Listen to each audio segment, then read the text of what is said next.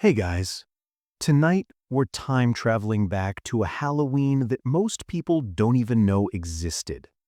So go ahead, fluff that pillow, dim the lights, ignore that creaking floorboard behind you. It's probably just your cat.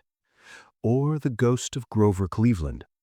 Either way, let's float gently back to a crisp October evening in the 1890s America, where Halloween wasn't about plastic skeletons or overpriced haunted houses. No jump scares here. Just a quiet, mildly strange journey through the weird little corners of Gilded Age fall festivities. Back when Halloween was more about courting rituals, cabbage stalks, and setting things on fire for fun. Because what says cozy autumn nostalgia like a flaming barrel rolling down a village road? So, take a breath, snuggle in, maybe light a candle. Not for ambiance, but because Victorian America was still figuring out electricity. Tonight, we begin with a little holiday that hadn't quite figured itself out either. Welcome to Halloween 1890 style. It's the late 19th century. America is in the full bloom of the Gilded Age. The rich are getting absurdly richer. The poor are, well, still kind of on fire from the Industrial Revolution. And nobody's quite sure if Halloween is a religious observance, a harvest celebration, or just a socially acceptable excuse to vandalize your neighbor's fence. We're smack in the middle of a cultural identity crisis. The Civil War is still recent enough to make family dinners awkward. Immigration is reshaping city neighborhoods, and every small town in the Midwest has at least one old Irish lady warning children not to anger the fairies. Into this beautiful mess strolls Halloween. It's still relatively new to America, at least in its modern pumpkin-forward form. Most people knew it from the old Celtic tradition of Samhain, pronounced, of course, nothing like it looks. But by 1890, the night had been run through a Protestant wash cycle and come out looking like a weird mix of superstition, social anxiety, and teenage chaos. Imagine a dimly lit parlor, a fire crackling, ladies in high-necked dresses giggling behind fans, men trying not to sweat through their waistcoats. There's a table in the corner holding a bowl of apples and, is that a mirror? Yes. Yes, it is. Because nothing says Halloween fun like staring into a mirror in the dark and hoping to see the face of your future spouse. It was one of the most popular parlor games of the era. The instructions were always vague, but went something like, at midnight, walk backwards down the stairs holding a candle and a hand mirror. Look into the mirror to see the face of your future spouse. Or maybe a skeleton. Good luck. Of course, more than one person sprained an ankle or set their bangs on fire trying this, but the logic was sound. Combine romance, fear, and poor visibility, and you've got yourself a Victorian party hit. There was also apple bobbing, which was exactly what it sounds like. A tub of water, some apples, and a bunch of people risking pneumonia to fish them out with their mouths. It was supposed to test your luck and dexterity, or possibly your immune system. Then there was the string game, where apples, donuts, or other treats were dangled from a string and partygoers had to catch them with their teeth. Again, hands behind their backs. If you're noticing a theme here, yes, Halloween parlor games were oddly focused on making you look ridiculous in front of your crush. It was practically the TikTok of its time. And we can't forget nut burning, also called nut divination, which sounds vaguely concerning and definitely smoking. Here's how it worked. You'd place two nuts on the hearth, name one after yourself and one after a potential love interest, and watch how they reacted to the heat. If they burned together, congrats, it's true love. If they jumped apart, well, better luck next Halloween. In short, a lot of Victorian Halloween was basically emotional gambling with snacks and fire. Let's drift outdoors for a bit. Because while the parlor games were charming and occasionally flammable, the real action was happening outside, especially in towns with large populations of Irish and Scottish immigrants who were bringing some of their old-world chaos with them. See, Halloween wasn't just about flirty games. It was also a prime night for pranks. And not your harmless tepee-a-tree kind. No, we're talking unhinged rural chaos. Some of the most popular Halloween pranks in 1890 included dismantling people's gates and moving them to entirely different properties, taking wagons apart and reassembling them on top of barns, setting things like outhouses or barrels on fire and rolling them down hills, releasing livestock into public buildings. And look, this wasn't just kids. Adults were involved too. It was basically a community sport. Police departments in towns like Des Moines and Syracuse issued actual warnings like, "Please refrain from removing sidewalks or suspending cows from telegraph poles this year." Halloween in 1890 was like the Purge, if the Purge had more cabbage and fewer jump scares. The only real rules? Don't seriously injure anyone and try not to get caught. Ah yes, we can't talk about Halloween in 1890 without addressing the cabbage situation. In parts of the U.S., especially New England and some Midwestern towns, the night before Halloween was lovingly referred to as Cabbage Night, sometimes also known as Mischief Night, but let's be real, cabbage is the star here. Young people would go into nearby gardens and yank out cabbages, roots, stalks, the whole thing.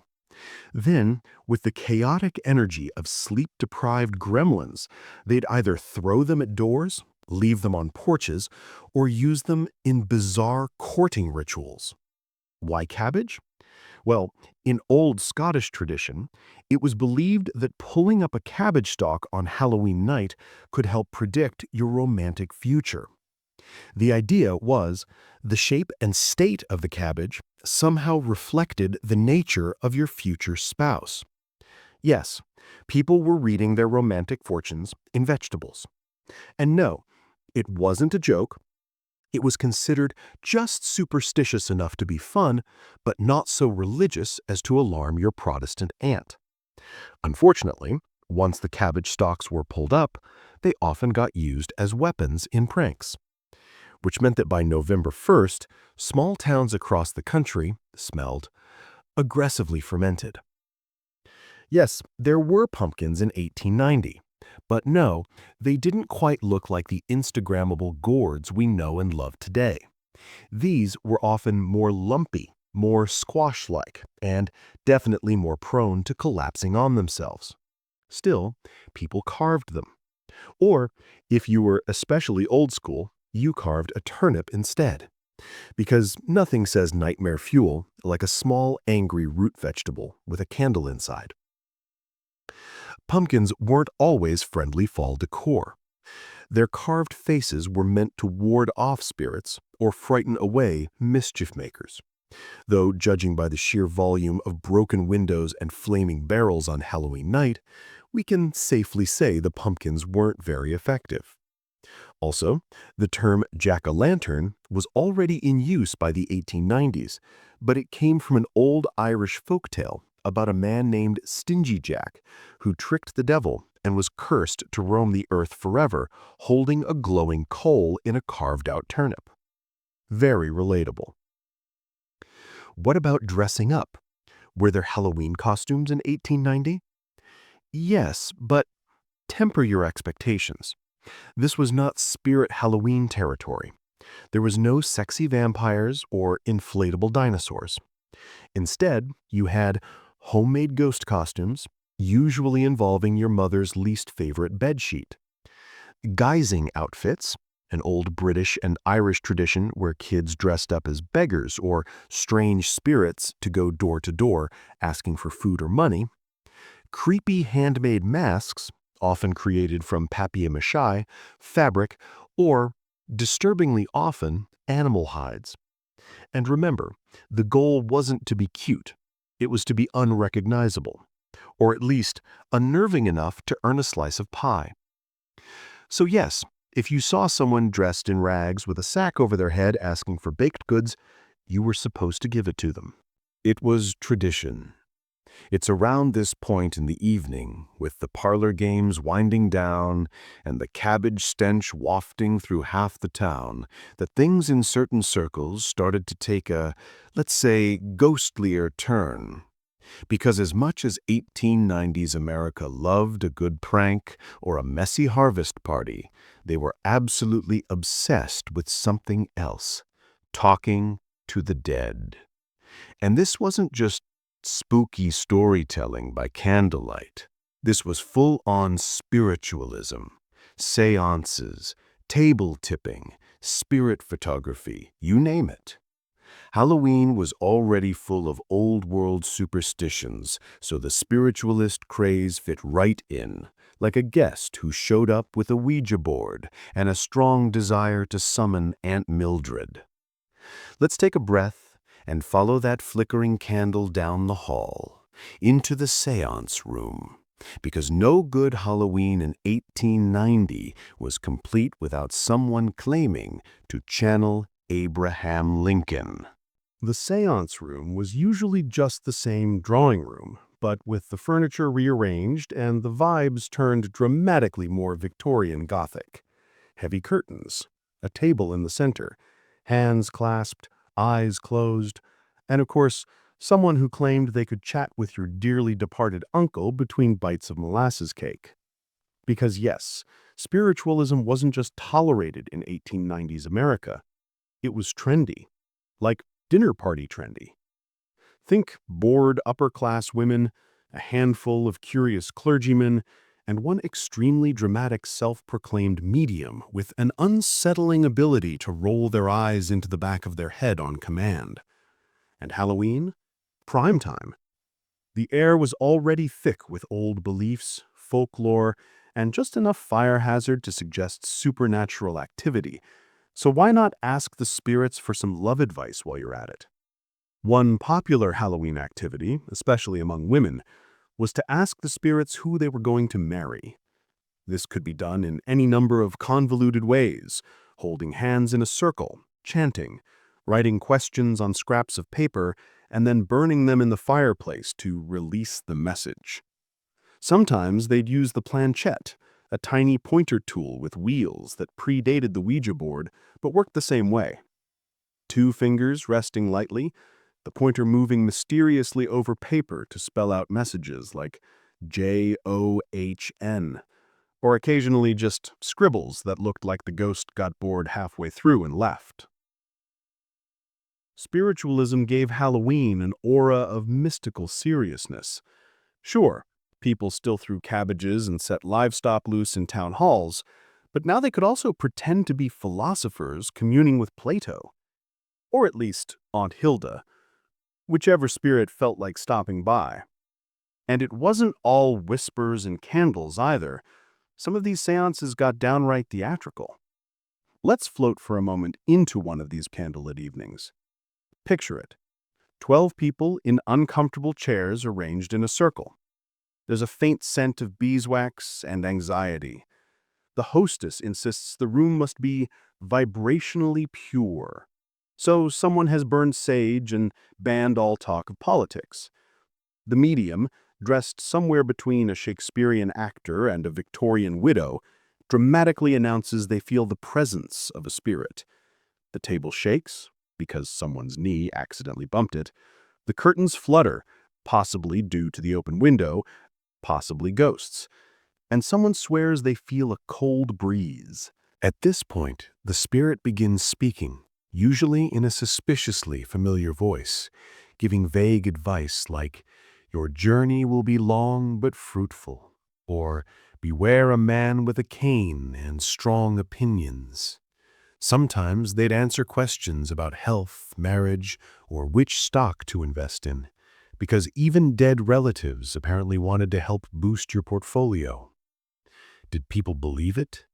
Some did, some didn't. But much like horoscopes today, it was more about vibe than accuracy. And Halloween gave everyone an excuse to indulge in the strange and uncanny, socially acceptable weirdness for one night a year. Now, if this sounds a little over the top, you should know that actual famous people bought into this stuff, really bought in. Mary Todd Lincoln was deep into it. She hosted seances in the White House after losing her son, believing she could speak with him. And she wasn't alone. Spiritualism flourished in this era because it filled in all the emotional gaps that industrial life left behind. Life expectancy was short, science was booming, but still hadn't made grief any easier. People were mourning everything from dead children to dead expectations, and spiritualism offered a comforting lie dressed up in candlelight and soft whispers. And Halloween, with its death-themed folklore and shadowy corners, was the perfect night to flirt with the unknown.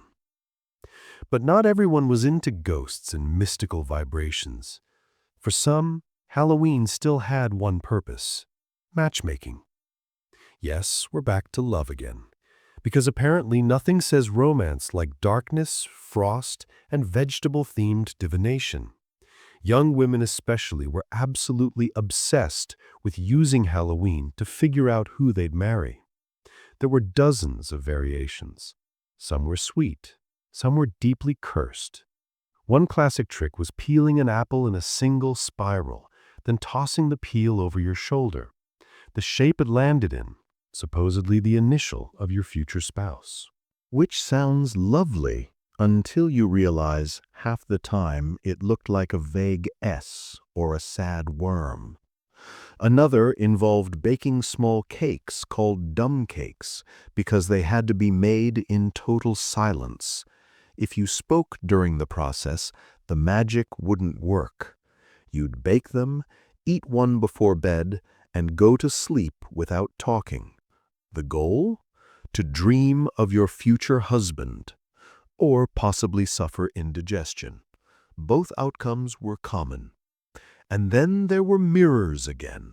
Mirrors were huge in Halloween folklore, always popping up in dark rooms, staircases, or dreams.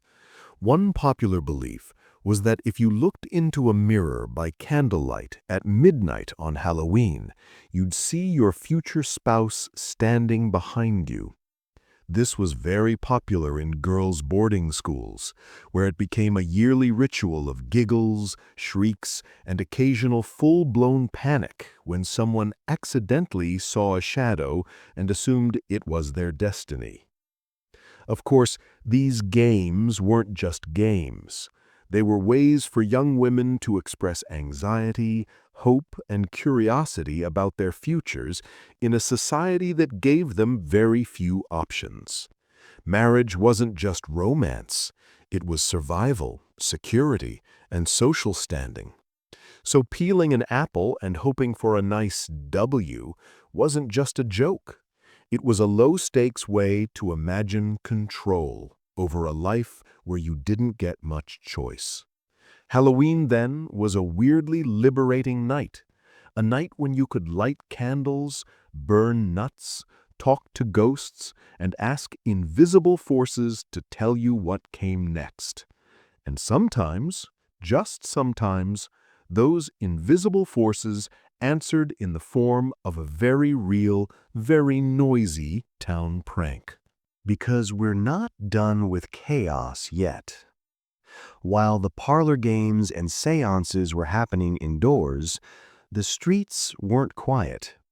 The pranksters were still out, and by the 1890s, some towns were getting tired of the whole "let's unhinge someone's front gate" routine. So they started to formalize Halloween a bit more, organize it, sanitize it just a little. That's when you start to see the rise of community events, harvest festivals, costume parades, and even early versions of trick-or-treating, though it wouldn't become a full cultural norm until the 20th century. But in the 1890s, you could see the early wheels turning. Maybe we don't want our cows painted orange. Maybe the kids need something structured. So some towns started offering candy and games in schoolhouses or churches, hoping to lure mischief makers away from more destructive habits. In practice, this mostly just gave them sugar energy before going out to egg someone's outhouse. But hey, it was a start. At the same time, print media was catching on. Ladies' magazines began publishing Halloween party guides, full of recipes for ghost-shaped cookies and instructions for setting up fortune-telling booths with tea leaves and coffee grounds. This was Halloween being commercialized, codified, turned into a holiday with rules, but not too many rules. Not yet. There was still room for a little bit of chaos. And even with the growing efforts to make Halloween more wholesome, the core remained delightfully weird.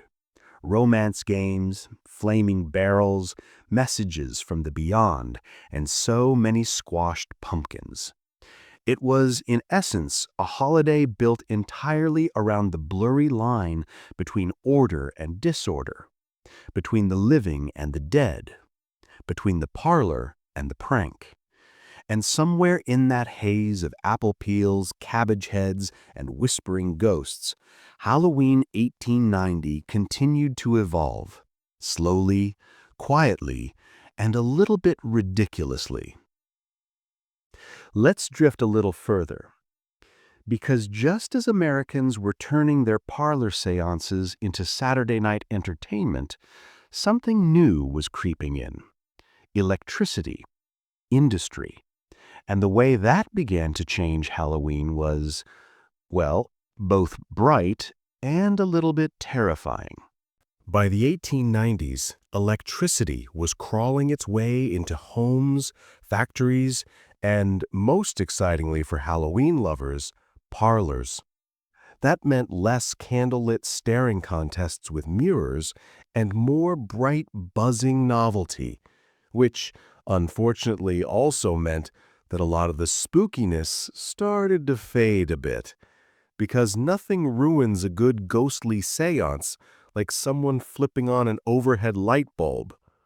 But even as electric lighting changed the ambiance, the holiday just adapted. In cities especially, people started mixing their old-world Halloween traditions with New World flair. Edison light bulbs wrapped in orange crepe paper, electric lanterns shaped like jack-o'-lanterns, even mechanical fortune-telling machines. The ghosts had to compete with gadgets now. Of course, rural towns lagged behind. Out in the countryside, Halloween still smelled like wood smoke, apples, and regret. You had the same cabbage night pranks, the same mysterious footprints in fields the morning after, and that one kid who always showed up in a moth-eaten sheet claiming to be the ghost of John Quincy Adams. Again. But in wealthier urban neighborhoods, Halloween was beginning to take on its early consumer form. Storefronts put up spooky window displays, dry goods stores started advertising festive dress-up options, which really just meant whatever weird lace or feathers they hadn't sold yet. People were starting to buy their Halloween, not just cobble it together from the root cellar and attic. This was also when newspapers and magazines really leaned into Halloween content. And not just your light party tips and apple cake recipes, though there was plenty of that. There were also long, rambling editorial pieces about whether Halloween was becoming too rowdy and if the moral fabric of society was at risk due to teenagers and their increasingly aggressive prank behavior.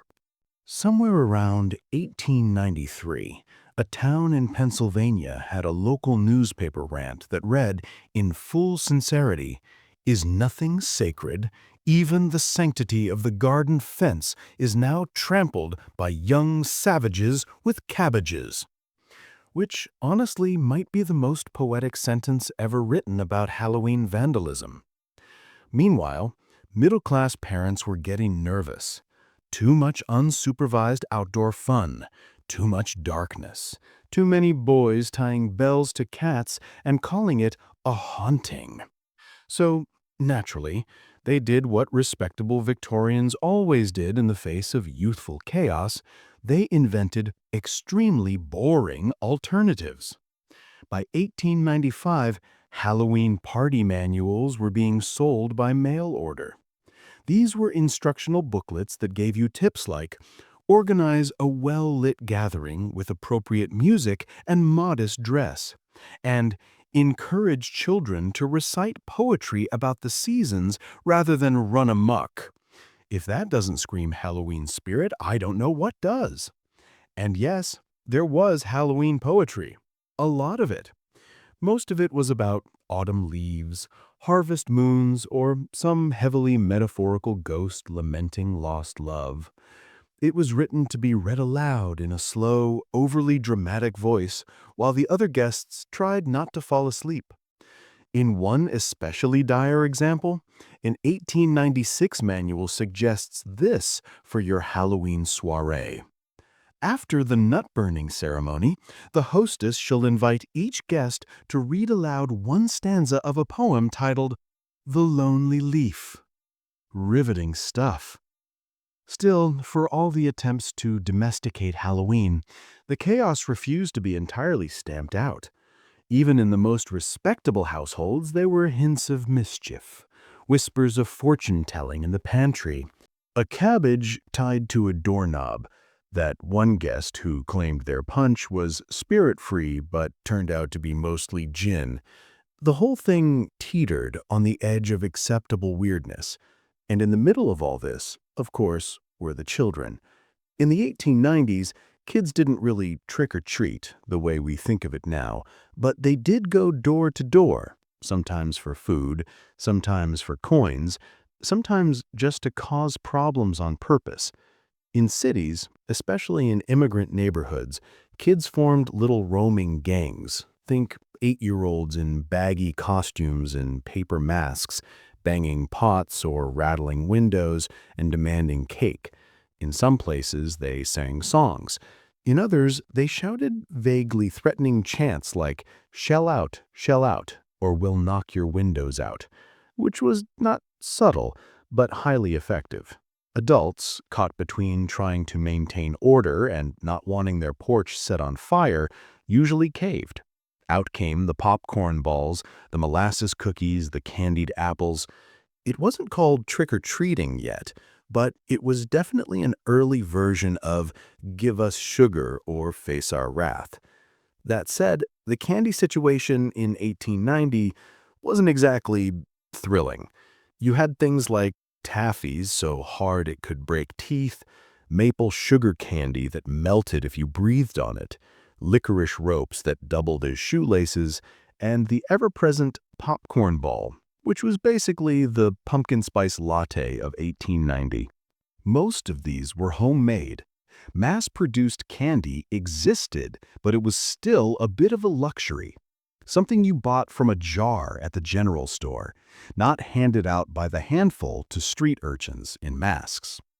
That wouldn't happen until later, when candy companies realized Halloween could be monetized, like everything else. But the spirit of Halloween, the mix of fun, fear, and social chaos, was already there. It just didn't have neat branding yet. It was still raw, messy, and weirdly intimate. And we haven't even talked about the costumes. Let's be very clear. Halloween costumes in the 1890s were not cute. They were often deeply cursed. Most were handmade, of course, and not in a crafty Pinterest mom kind of way. More like, grab a flour sack, some charcoal, and a dead animal pelt and call it a look. Popular costumes included ghosts, classic bedsheet, or if you were fancy, cheesecloth, witches, usually just a black shawl and a broom, hobos, a crowd favorite because you didn't have to change clothes, skeletons, drawn very badly on long underwear. And animals. So many animals. Usually terrifying.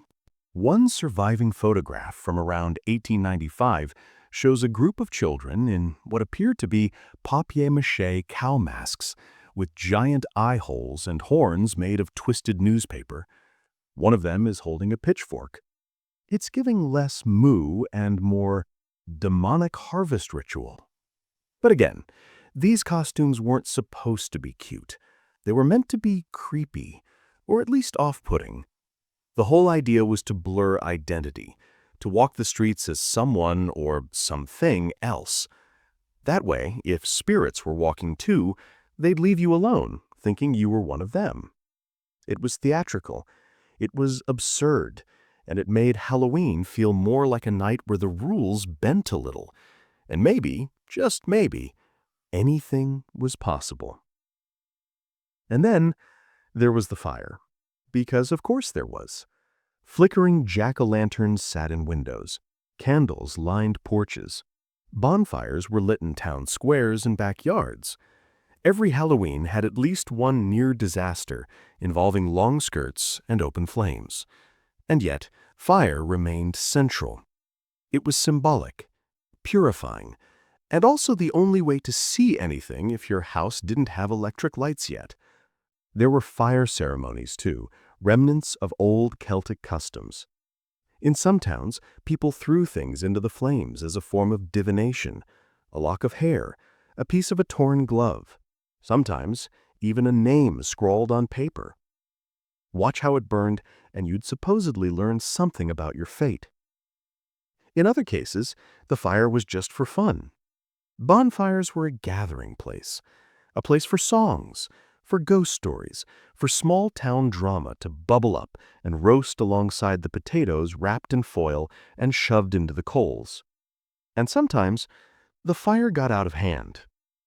In 1897, a Halloween bonfire in upstate New York caught part of a barn on fire because someone thought it'd be funny to toss in a bag of flour.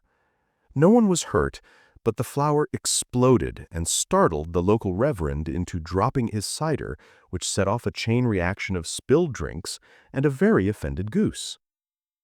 The newspaper called it an unfortunate celebration. The locals called it legendary. That was Halloween. Equal parts spiritual, ridiculous, and just this side of dangerous. And it was still evolving. As we drift further into the end of the decade, Halloween was on the cusp of something bigger. The 20th century loomed just ahead, and with it came marketing, postcards, costumes in boxes, and a new word entering the American vocabulary: Halloween parties for children. But before we get there, we need to spend just a little more time with the last gasp of true Victorian Halloween. The final, flickering years where you could still call up a ghost, flirt over an apple peel, and threaten your neighbor with a cabbage, all in the same night. As the 1890s stretched toward their overly dramatic finale, Halloween started showing signs of a subtle but irreversible shift. The old-world traditions, ghost stories, cabbage lore, and flaming barrels of mild arson weren't gone, not yet, but you could feel something changing. Part of it was the rise of a new social class with enough money to throw themed parties and enough anxiety to want them heavily choreographed. Another part, the children were growing into a force of nature, and their chaotic energy was finally being noticed, documented, and, very slowly, monetized. By 1898, newspapers were no longer just reporting on Halloween antics with bemused horror. They were publishing full-page spreads with adorable illustrations of chubby-cheeked children in crooked hats posing with smiling jack-o'-lanterns and surrounded by falling leaves. It was deeply inaccurate because real Halloween children in 1898 were borderline feral. They'd still roam neighborhoods in homemade disguises, demanding sweets and playing pranks.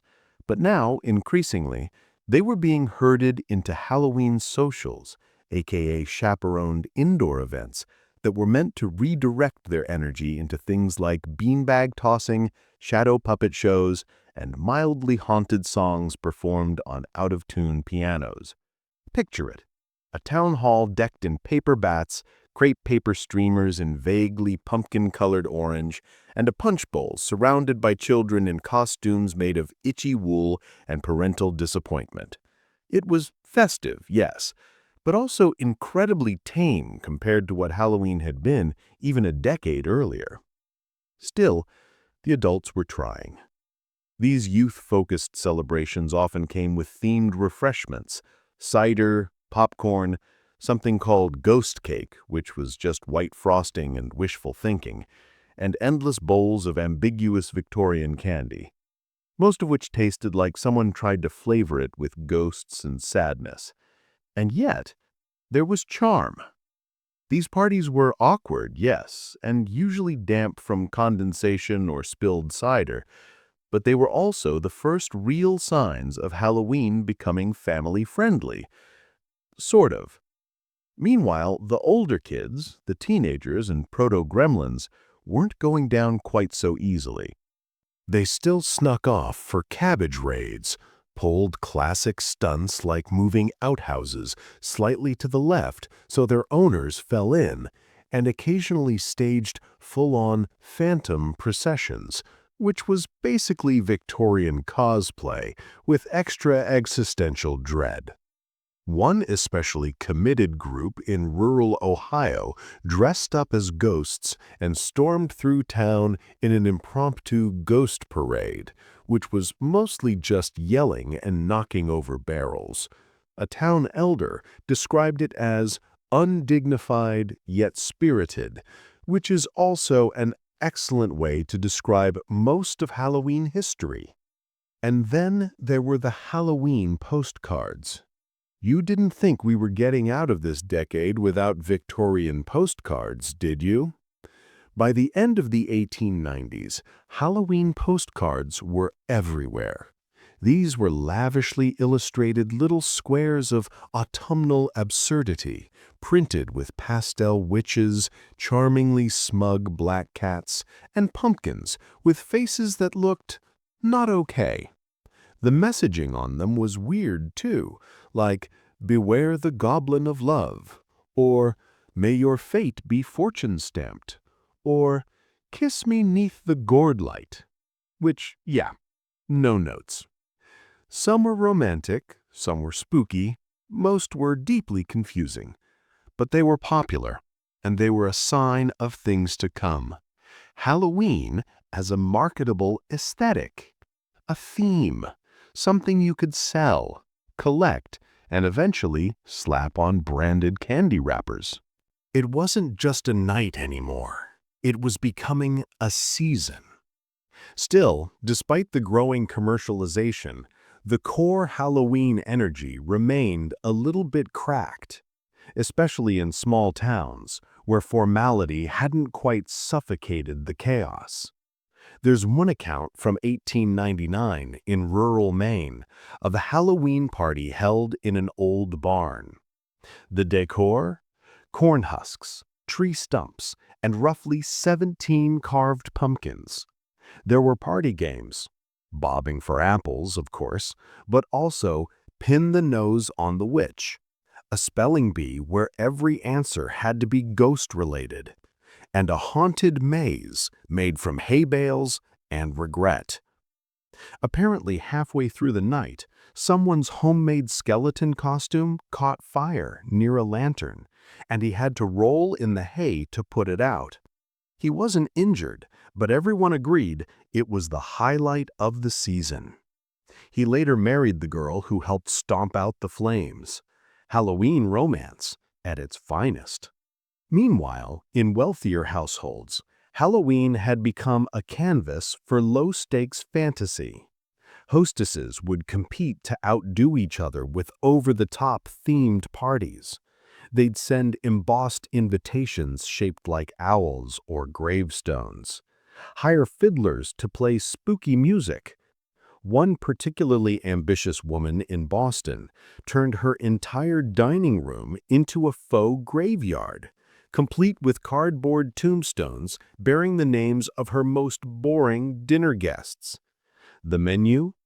Things like witch's brew, green punch, ghost eggs, deviled eggs with black pepper eyes, and something called phantom pudding, which was just blancmange.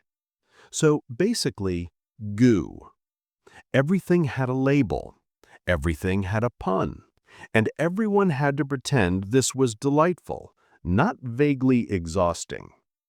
And through it all, underneath the crepe paper, the seances, the flaming costumes, and the romantic cabbage dreams, was a strange, persistent idea that for one night the veil between the worlds thinned, that things could slip through, that you might meet a ghost, a husband, or a better version of yourself, or at least a very good cookie.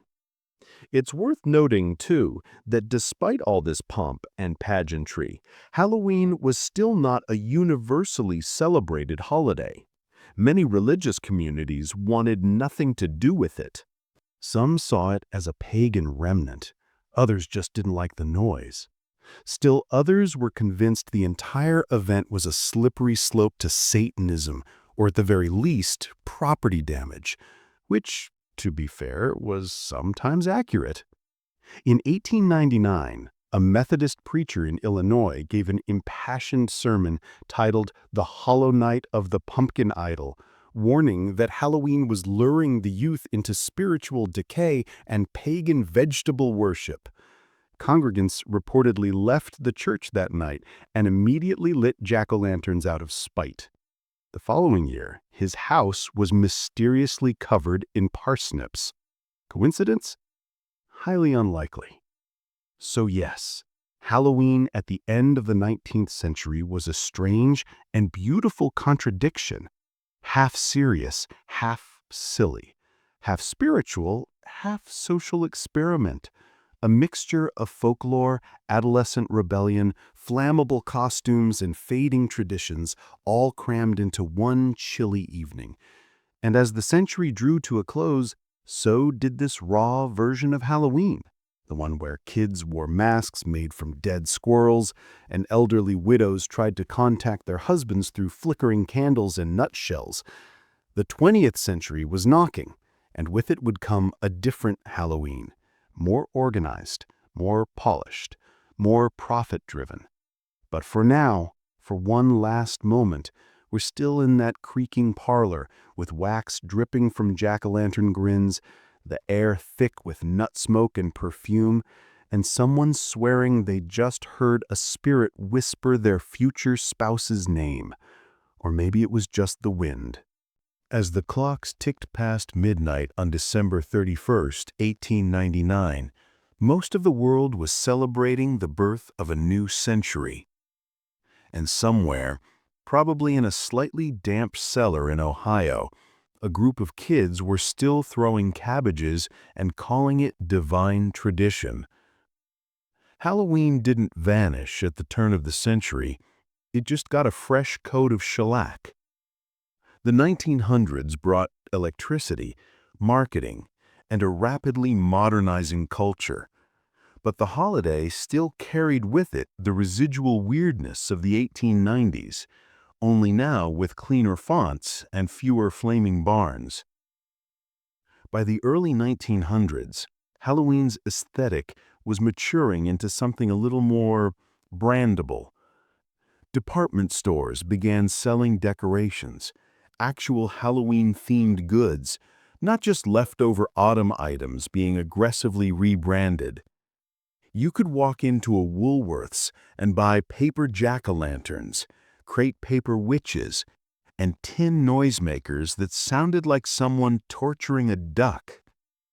Party stores, real ones with shelves and everything, offered costume patterns, black cat streamers, and ready-made invitations with tasteful bats printed along the border. And of course, postcards were still going strong, though now they featured cartoon devils in bow ties, or grinning pumpkins driving cars. It was less summon your dead ancestors, and more let's have a silly time. Children's magazines and etiquette columns started publishing full Halloween party guides, many of them hilariously uptight. Sample suggestions included, serve sandwiches shaped like coffins, but be sure to cut the crusts neatly. And costume should be imaginative but dignified. Avoid impersonating persons of low character or foreign persuasion, which in 1903 was code for basically anything fun. And yet, for all the new respectability, Halloween hadn't lost its bite. If anything, the growing attempts to organize it only made the chaos more creative. Kids, now somewhat expected to be charming and social during the holiday, responded by finding new and improved ways to annoy the adults trying to civilize them. Soap was a popular tool. Soaping windows became a widespread Halloween tradition. Why? No one really knows. Maybe because it was easy, dramatic, and gave off an air of rebellious cleanliness. Imagine being a grown adult in 1905, going to open your storefront and finding every window covered in swirls of white soap, and knowing you had no hose, no Windex, and no real recourse except to scream into the early morning mist. Then there were false alarms. Kids would set up elaborate traps, fake bodies on sidewalks, ropes strung across paths, dummies hung from trees in what could generously be called very problematic prank theater. The goal wasn't just chaos, it was psychological warfare. The message was clear. You can have your respectable little parlor parties, but the streets still belong to the gremlins. That said, the social tone of Halloween was shifting. For wealthier families, it was now about creating the perfect themed gathering. If you were a middle-class mother in 1904, your Halloween responsibilities might include baking tiny pumpkin cakes in the shape of moons, making sure all your jack-o'-lanterns had pleasantly spooky expressions, nothing too demonic, preparing at least 3 fortune-telling games, one of which involved floating paper boats in a tin basin while whispering hopes into the steam. Because, of course, steam divination was a thing. If the steam curled towards your left shoulder, your future held sorrow. Right shoulder, joy. If the paper boat flipped over, you were doomed. If it spun in place, romance was coming. If it just sat there, soggy and unimpressed, well, maybe your destiny was just to bake better cookies next year. And speaking of cookies, this was the era when Halloween-themed baking became a competitive sport.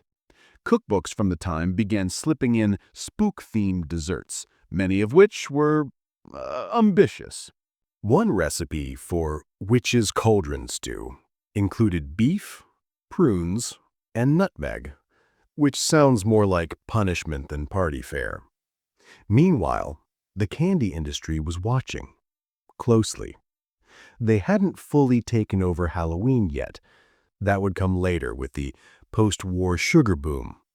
But by the 1910s, companies like Hershey and Brex were beginning to realize that a holiday where children roamed the streets unsupervised might be the perfect opportunity to start hawking wrapped sugar. But in the early 1900s, most of the candy was still homemade. Fudge, taffy, molasses poles. You had to work for your sweets. Pulling taffy was basically an arm workout mixed with flirtation. You'd gather in the kitchen, butter your hands, and stretch the boiling sugar into long golden ropes while pretending not to be flirting with the person across the table. It was sweaty, slightly dangerous, and sticky in ways that Victorian romance novels could never quite describe. And yes, romance was still deeply embedded in the Halloween tradition. Fortune-telling continued to be a major theme, especially among girls and unmarried women. You still had the apple peel thing. You still had the nut-burning trick. But now you also had newspaper columns offering bizarre suggestions like, write your name on a piece of onion skin and sleep with it under your pillow to dream of your true love. That's not magic, that's olfactory trauma. Or the cabbage trick evolved. Instead of chucking cabbages at houses, girls were encouraged to pull up a cabbage stalk in silence, then place it under their pillow overnight to draw out the dream of a future suitor, which, again, sounds like the plot of a very niche horror film. Some women took it even further. There's at least one documented account of a 1906 Halloween party where guests were invited to sit in total silence for 13 minutes in a dark room surrounded by mirrors and lit only by jack-o'-lanterns.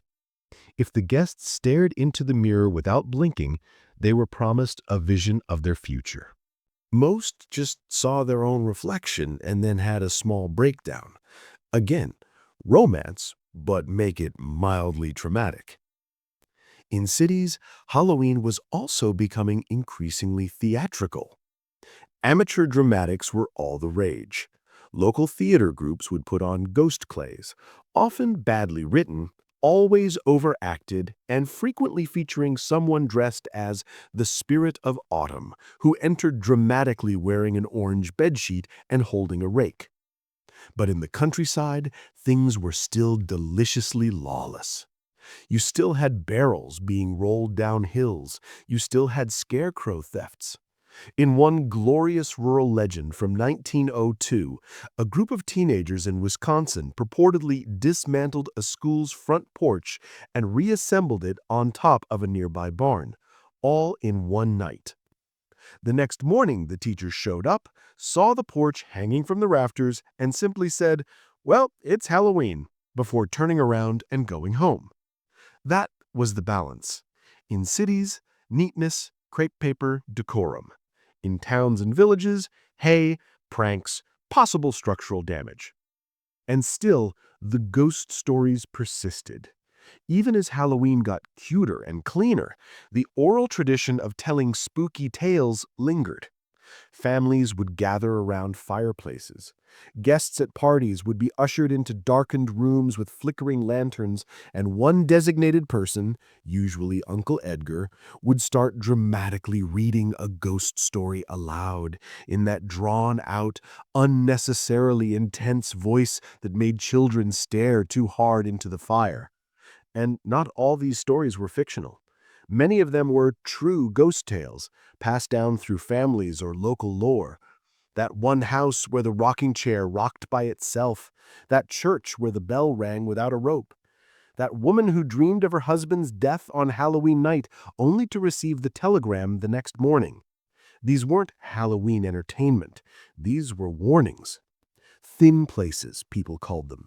Nights when the line between the living and the dead was paper thin and flickering like a bad gas lamp. And Halloween, more than any other night, was considered one of those nights. That belief lingered, even as the paper bats came out, even as department stores filled windows with pumpkins and witches with big eyes and smiles.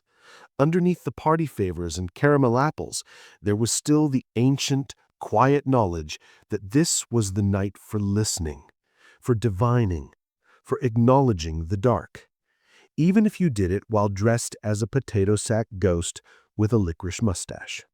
By the 1910s, Halloween was starting to feel like a guest who overstayed its welcome, but kept getting invited back anyway because, well, it brought the candy.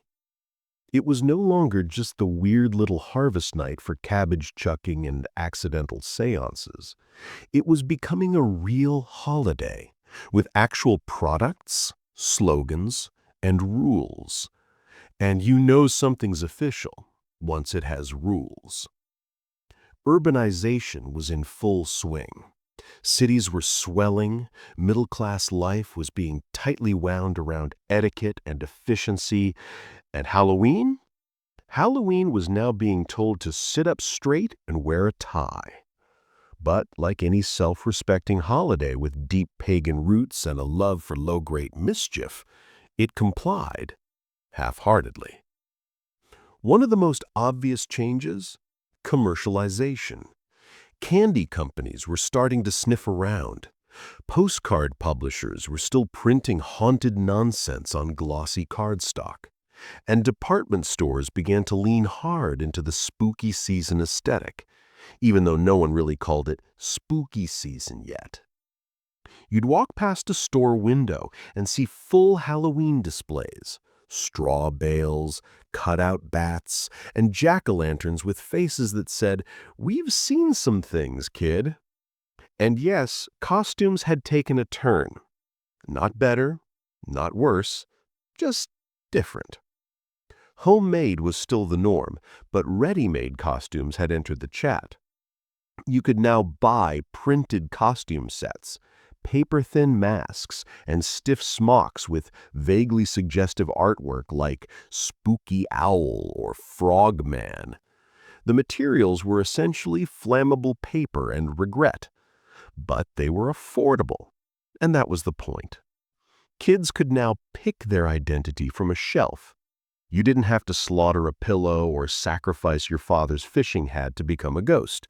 You could just unwrap a package and become a haunted hobo or a cheerful pumpkin-headed creature with eyes that stared straight into your soul. And speaking of staring, we need to talk about Halloween masks from this era, because they were deeply cursed. Made from a mix of cardboard, pressed felt, and vague bad vibes, most of them looked like they were designed by someone who had never seen a child smile in real life. The faces were wide, flat, and frozen in expressions that screamed possessed doll more than harmless fun. There were cats with human teeth, witches with suspicious mustaches, and clowns, so many clowns, that clearly escaped from the wrong holiday entirely. But again, this was Halloween. It wasn't supposed to be cute. Not yet. Meanwhile, in the social columns and women's magazines, Halloween had become a certified domestic event. Party guides were now staples in issues of Ladies' Home Journal, The Delineator, and Good Housekeeping. You'd get detailed instructions for throwing civilized, spirited Halloween gatherings, which mostly meant don't let the boys destroy the house. Articles explained how to turn your dining room into a haunted forest with crepe paper, your living room into a fortune-telling den with more crepe paper, and your menu into a supernatural tasting experience. Dishes had names like witch fingers, goblin cake, and spiced bat pudding, which, spoiler, contained no bats but plenty of cloves. Fortune-telling was still in style, though now it leaned more toward fun and less toward full spiritual crisis. Girls would still try to guess who they'd marry, but now it was done in ways that were less messy. Instead of peeling apples or burning nuts, they'd pull paper fortunes from a pumpkin, or spin a wheel labeled with suitors' names like some cursed version of The Bachelor. Of course, all of this was happening alongside a very real undercurrent of tension, because while Halloween was being tamed in middle-class drawing rooms, the streets were still, well, the streets. In cities, the tradition of Mischief Night was alive and well. The night before Halloween, or sometimes Halloween itself, turned into a low-grade riot in many neighborhoods. Property damage was common. Windows were soaped, signs stolen, gates removed. In one case, from 1913, a group of kids in St. Louis moved every trash can on a block onto one man's roof. He reportedly described it as a haunting I shan't forget. There was also a rise in Halloween-related vandalism and fires. Not always intentional, but definitely frequent. Candles in jack-o'-lanterns knocked over. Costumes made of gauze catching fire. Entire bonfires built in vacant lots with zero supervision. The New York Times started running Halloween police blotters, which read like a chaotic blend of crime and clownery. But instead of banning Halloween, City governments tried to absorb it. Many towns began organizing official Halloween celebrations to corral the energy. Parades, costume contests, and civic bonfires became a thing. If kids were going to go wild, the thinking went, at least let them do it under watchful eyes and near a fire truck. In Kansas City, a local PTA hosted an All Hallows Eve social where children paraded through the gym in their costumes, while parents handed out apples and clapped politely. In Chicago, the city funded a street parade, complete with a brass band, pumpkin floats, and exactly 0 references to the occult, just to keep things wholesome. Did it work? Marginally. There were still pranks, still vandalism, but the sense that Halloween could be both a public event and a private ritual was beginning to solidify. It became something shared between neighbors, between communities, and across class lines. Rich or poor, urban or rural, everyone understood that Halloween was the night when something felt a little off, even if it was just the smell of burning leaves and suspicious fudge. By 1915, trick-or-treating as we know it still hadn't officially arrived, but the bones were there. Children knocking on doors was common. Sometimes they sang.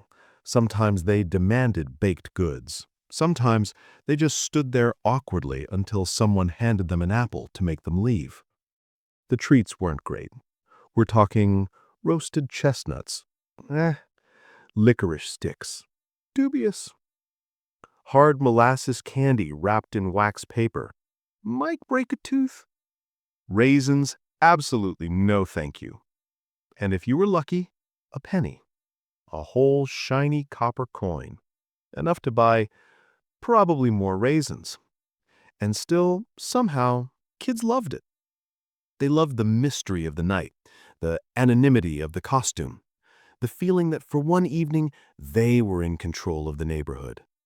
Kings and queens of the sidewalk, small goblins demanding tribute. And in the background, the grown-ups were quietly embracing Halloween too. They liked the excuse to decorate, to gather, to host weird little rituals under the guise of good, clean fun. To pretend that maybe, just maybe, the flickering jack-o'-lantern really did keep bad things away. Because that was the real trick of Halloween in the 1910s. It looked like it was becoming tame, but under the layers of crepe paper and caramel, it was still carrying all that ancient weird energy. The line between the living and the dead, the thrill of the unknown, the sense that the night meant something even if no one could say exactly what. And as the decade wore on, the world itself would change. A war loomed. Modern life was accelerating. But Halloween? Halloween just kept coasting along in its slow, smirking way. Part costume party, part low-level crime spree, part candlelit whisper from the past. It's 1916. Somewhere in a quiet American suburb, a little girl is tying on a scratchy, homemade ghost costume while her mother stirs molasses in a cast-iron pot. Down the street, a group of teenage boys are trying to decide if the church bell can be safely relocated to the mayor's lawn. In another town entirely, a hardware store is displaying jack-o'-lanterns in the window next to a sign that reads, "Spook Night Specials, tar 10 cents a bucket." Halloween is fully embedded now. It's no longer a borrowed tradition or a seasonal experiment.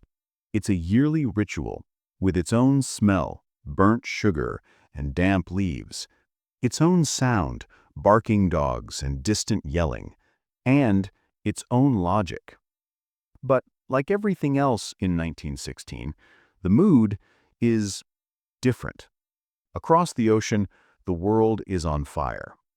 World War I has swallowed Europe, and even though the US hasn't officially joined yet, the tension is everywhere.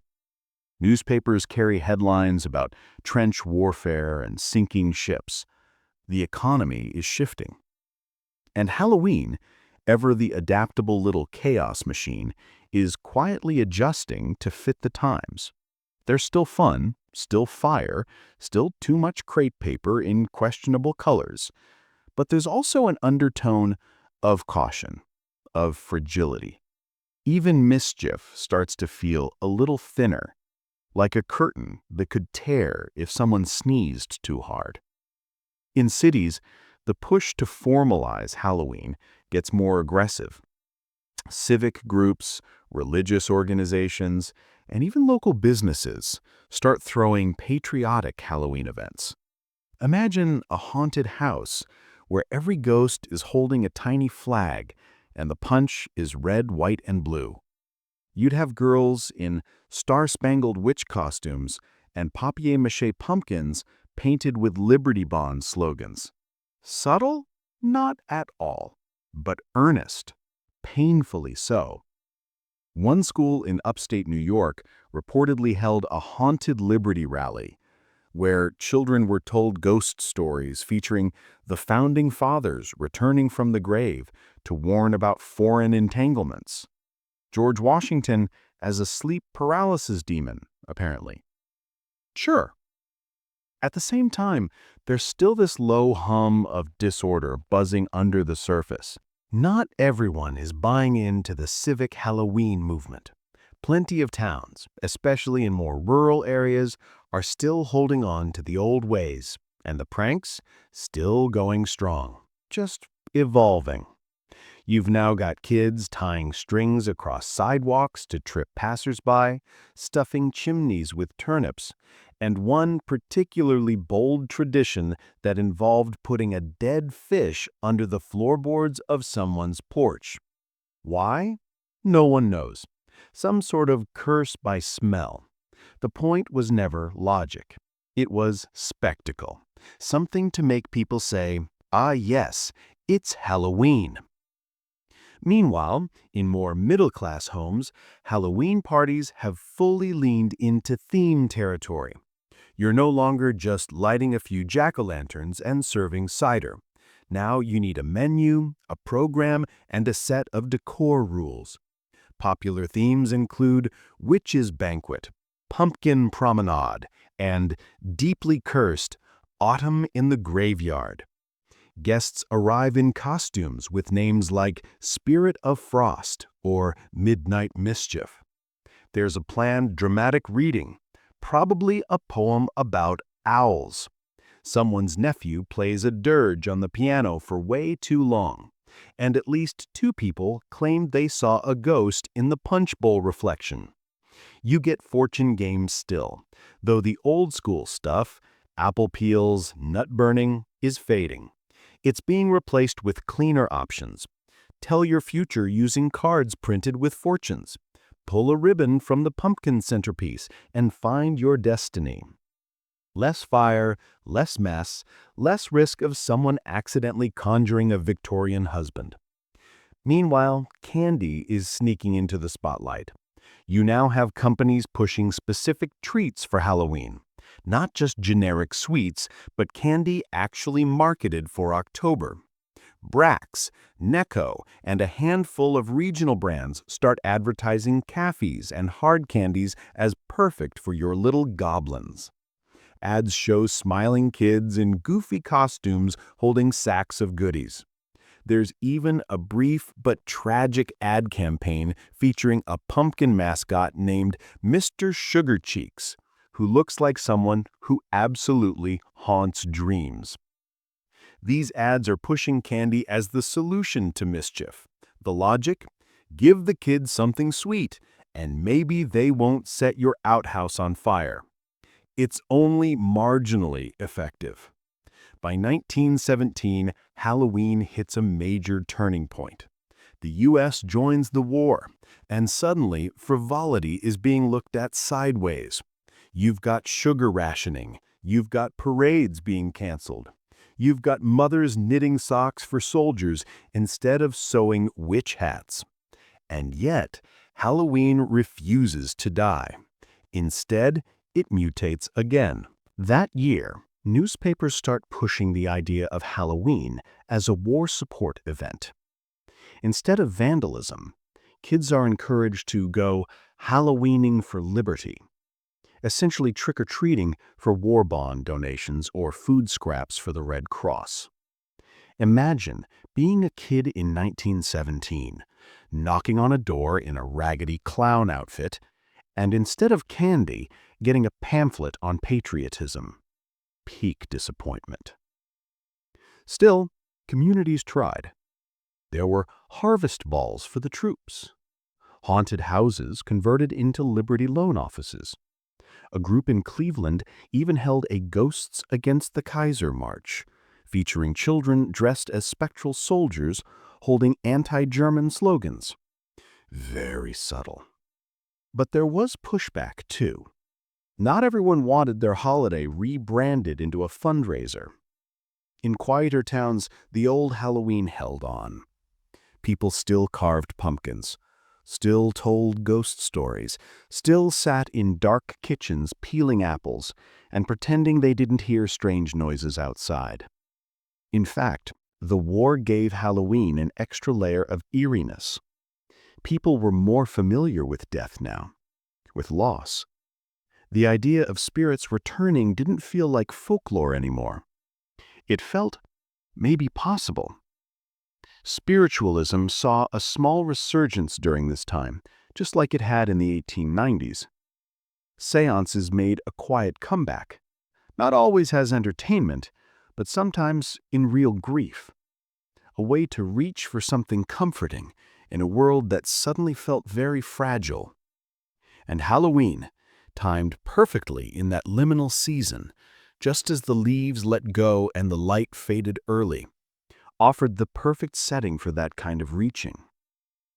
Meanwhile, back on the streets, kids continued doing what kids do, ignoring adult instructions. Despite every attempt to turn Halloween into a respectable civic celebration, the pranks, the costumes, the door-to-door demands, all of it persisted. In fact, 1918 saw one of the worst mischief nights in New Jersey history. Over 100 incidents reported. Everything from stolen laundry to painted horses. The local paper called it a tide of deviltry, which honestly sounds like a great name for a band. And then the Spanish flu hit. 1918's Halloween was quiet. Too quiet. Parades were canceled, parties postponed. Children were told to stay home. Even trick-or-treating, what little existed of it, was discouraged in many places. Masks were still worn, but now for very different reasons. That year, Halloween flickered, dimly like a candle about to gutter out. But it didn't. It waited. And by 1919, as the flu eased and the war ended, people were desperate for celebration again, for normalcy, for chaos even. Halloween surged back with what can only be described as vengeful enthusiasm. The parties were louder, the costumes were wilder, the pranks were pettier. It was as if the entire country took one massive exhale and said, "Let's go smash a pumpkin or two." That post-war energy gave Halloween a second wind. And just ahead, in the 1920s, Halloween was about to evolve once more into something glitzier, louder, but also somehow lonelier, because modernity was coming fast, and Halloween, faithful little chaos sprite that it is, would find new ways to thrive in the neon, jazz-soaked, prohibition-spiked weirdness of what came next. It's 1920, and the world is doing that thing it does after a trauma, pretending it didn't happen by partying aggressively. Everything's moving faster now. Cars, music, social rules. Women are cutting their hair and their hemlines. Jazz is replacing the waltz. And somewhere in a darkened parlor room, a jack-o'-lantern is flickering in the corner, while someone in a beaded dress does the Charleston next to a skeleton. Yes, Halloween made it into the Roaring Twenties with its weird little soul intact. Barely. But it's changed. just like everything else. Now, instead of quiet apple peeling and burning nuts by the hearth, you've got speakeasy parties with orange punch, themed cocktails, and very questionable costumes. Halloween in the 1920s isn't just for kids anymore. It's becoming a night for grown-ups to act like absolute gremlins under the cover of darkness and papier-mâché. Let's start with the parties. Halloween parties in the 20s went big. Hosts rented out dance halls, decorated with crepe paper, cornstalks, and an increasingly surreal mix of imagery. Black cats, smiling pumpkins, cheerful witches, and occasionally a devil or two, now with jazz hands. You might walk into a party called the Pumpkin Ball and be handed a cocktail named the Corpse Reviver, which, yes, was a real Prohibition-era drink, equal parts lemon juice, absinthe, and regret. Costume trends? Absolutely unhinged. Homemade was still common, but for the first time, mass-produced costumes were becoming a major part of the Halloween market. Companies like Dennison Manufacturing started selling full Halloween kits, crepe paper outfits, cardboard masks, themed games, and enough orange and black decor to turn your living room into a haunted discount bin. Dennison even printed Halloween boogie books, which were little how-to guides for throwing the perfect Halloween party.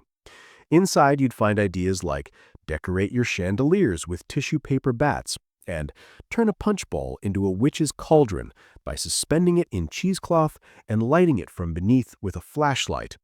Practical? No. A fire hazard? Definitely. But undeniably festive. Masks got creepier too. If you've ever seen a 1920s Halloween photo and wondered why the children looked like they'd crawled out of a cursed cornfield, now you know. Most masks were made from pressed paper pulp, poorly painted and slightly warped from humidity. The result? Everyone looked like they were either a haunted doll or a moonshine-addled demon from a rural ghost story. But no one cared. The weirder, the better. Adults embraced it. They dressed up, they danced, they flirted under dim lights next to jack-o'-lanterns. There was this whole mood of decay as fun. Halloween wasn't just a spooky night. It was a place to mock death, to flirt with the end of things, to throw a party in skeleton's honor and dare the darkness to ruin your manicure. And of course, alcohol played its part. Remember, this was prohibition. Technically, no one was supposed to be drinking. In practice, Halloween parties were soaked in bootleg gin, homemade rum punch, and mystery brews that might have included gasoline. You'd bob for apples while someone spiked the cider. A costume party might turn into a full-blown Gatsby-esque rager, only with more cobwebs and fewer police bribes. In the background of all this chaos, the children were still doing their thing. Trick-or-treating still wasn't a widespread tradition yet, but door-to-door antics were absolutely in full swing. Kids would go out in packs, wearing masks that made them look like semi-retired circus performers, banging on doors, demanding sweets or coins. If they didn't get anything, well, the phrase trick-retreat wasn't coined yet, but the idea was already there. Soap on windows, corn thrown at doors, sometimes just standing there silently in a mask until the homeowner panicked and handed over some candy corn to make them leave. Candy, by the way, had leveled up. Sugar rationing was over, and candy companies were seizing the moment.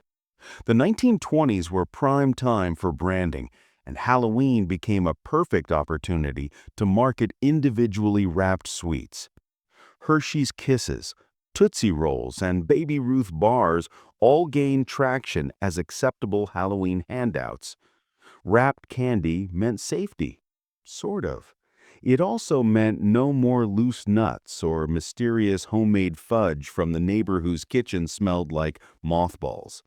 But even with all this candy momentum, Halloween was still kind of inconsistent. Some neighborhoods threw elaborate parties. Others treated it like a polite harvest dinner.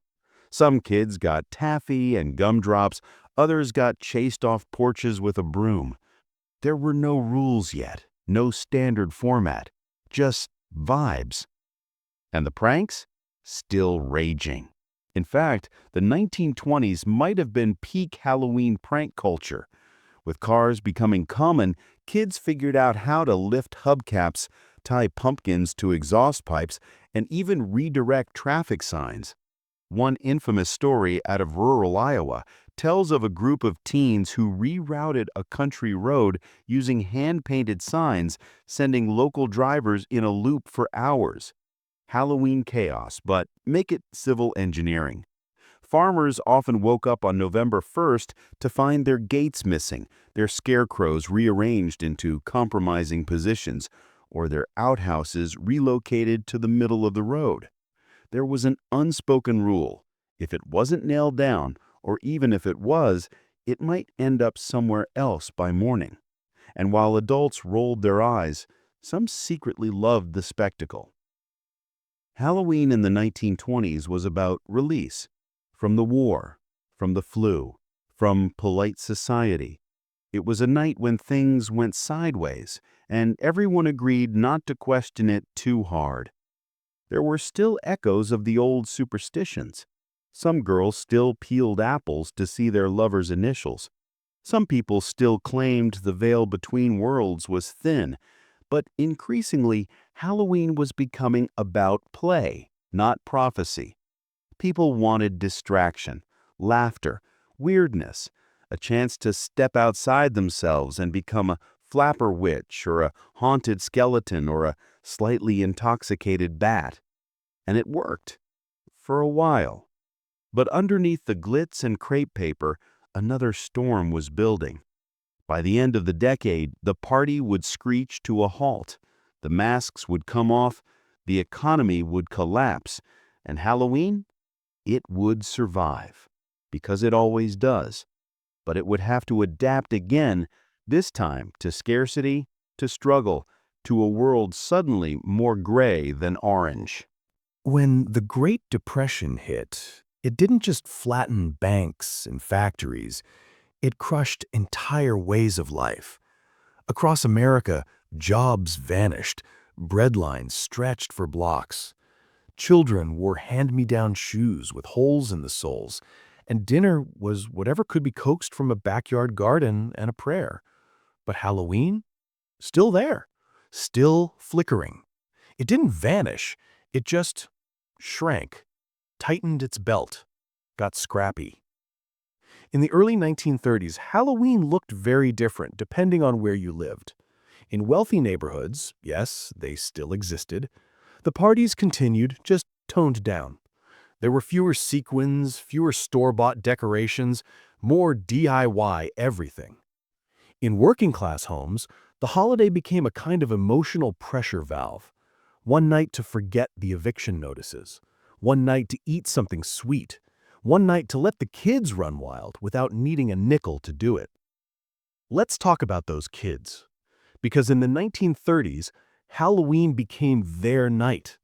Adults were too busy worrying about mortgages and rationing and dust storms to throw elaborate haunted balls. But kids?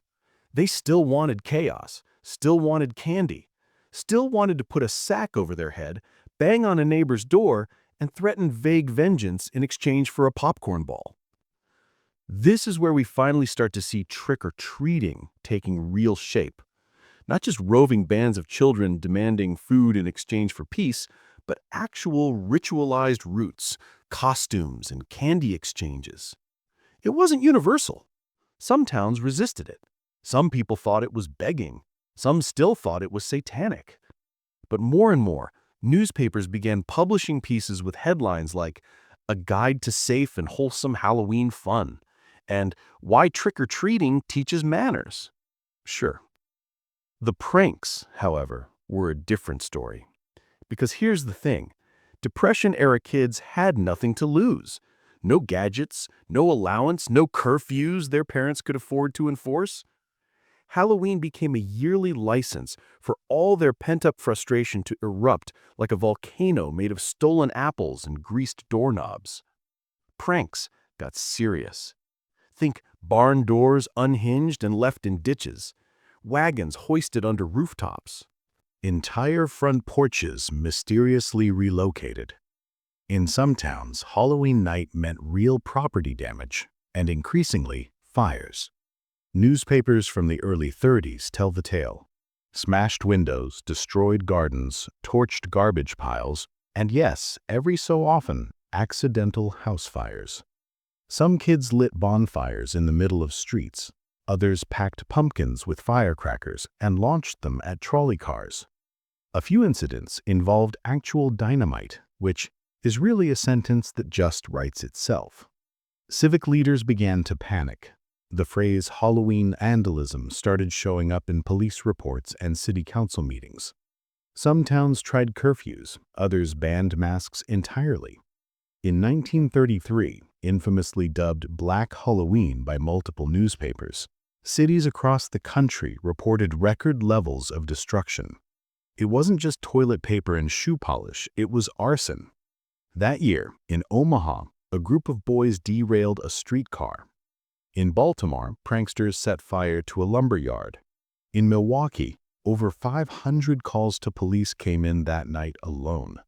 And in one town in Illinois, the entire fire department was occupied with Halloween calls until dawn. It was no longer mischief, it was mayhem. The response? Adults tried to reclaim Halloween. Again. And this time, they hit on something that stuck: the community Halloween party. Suddenly, town halls, school gymnasiums, YMCA basements, and church rec rooms were transformed into safe zones for Halloween fun. Organized events, supervised games, prizes for best costume, apple bobbing, hay rides, cookies wrapped in wax paper and handed out by volunteers in ghost aprons. Civic groups saw this as a win-win: keep the kids out of trouble and create a controlled space for them to enjoy the holiday without burning down the hardware store. These parties weren't always glamorous, but they worked.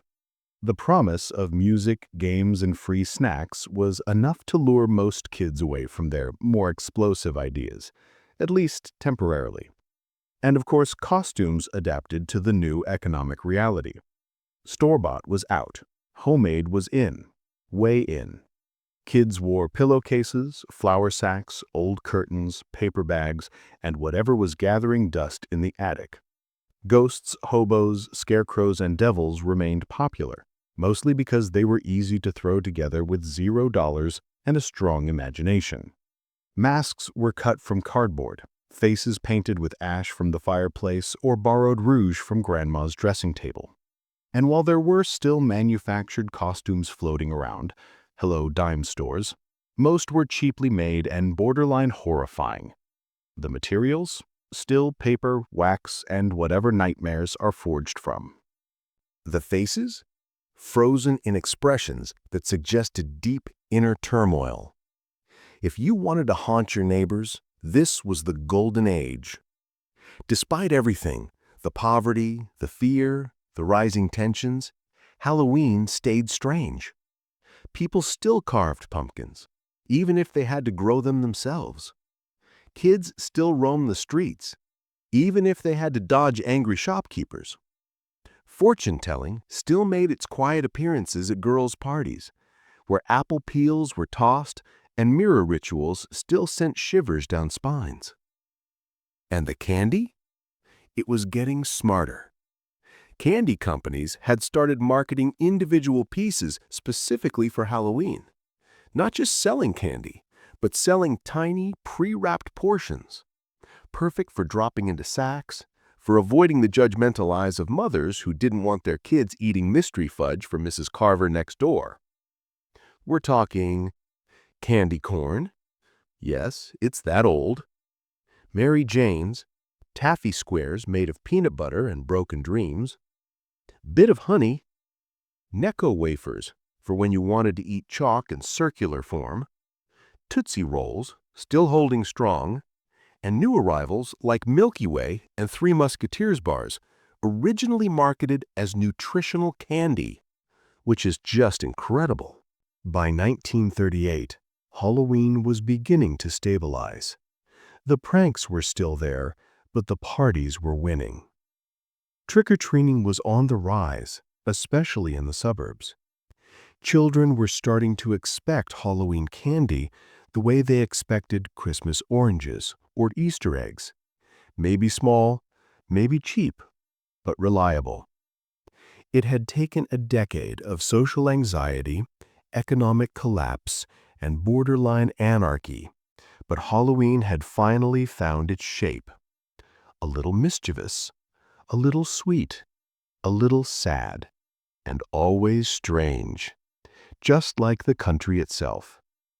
And the real kicker, no matter how bleak things got, dust storms, ration books, failing banks, people still lit their jack-o'-lanterns, still hung up their sad little paper bats, still told ghost stories by lamplight, even if the lamp was flickering and the story was half-whispered through a second-hand sheet mask.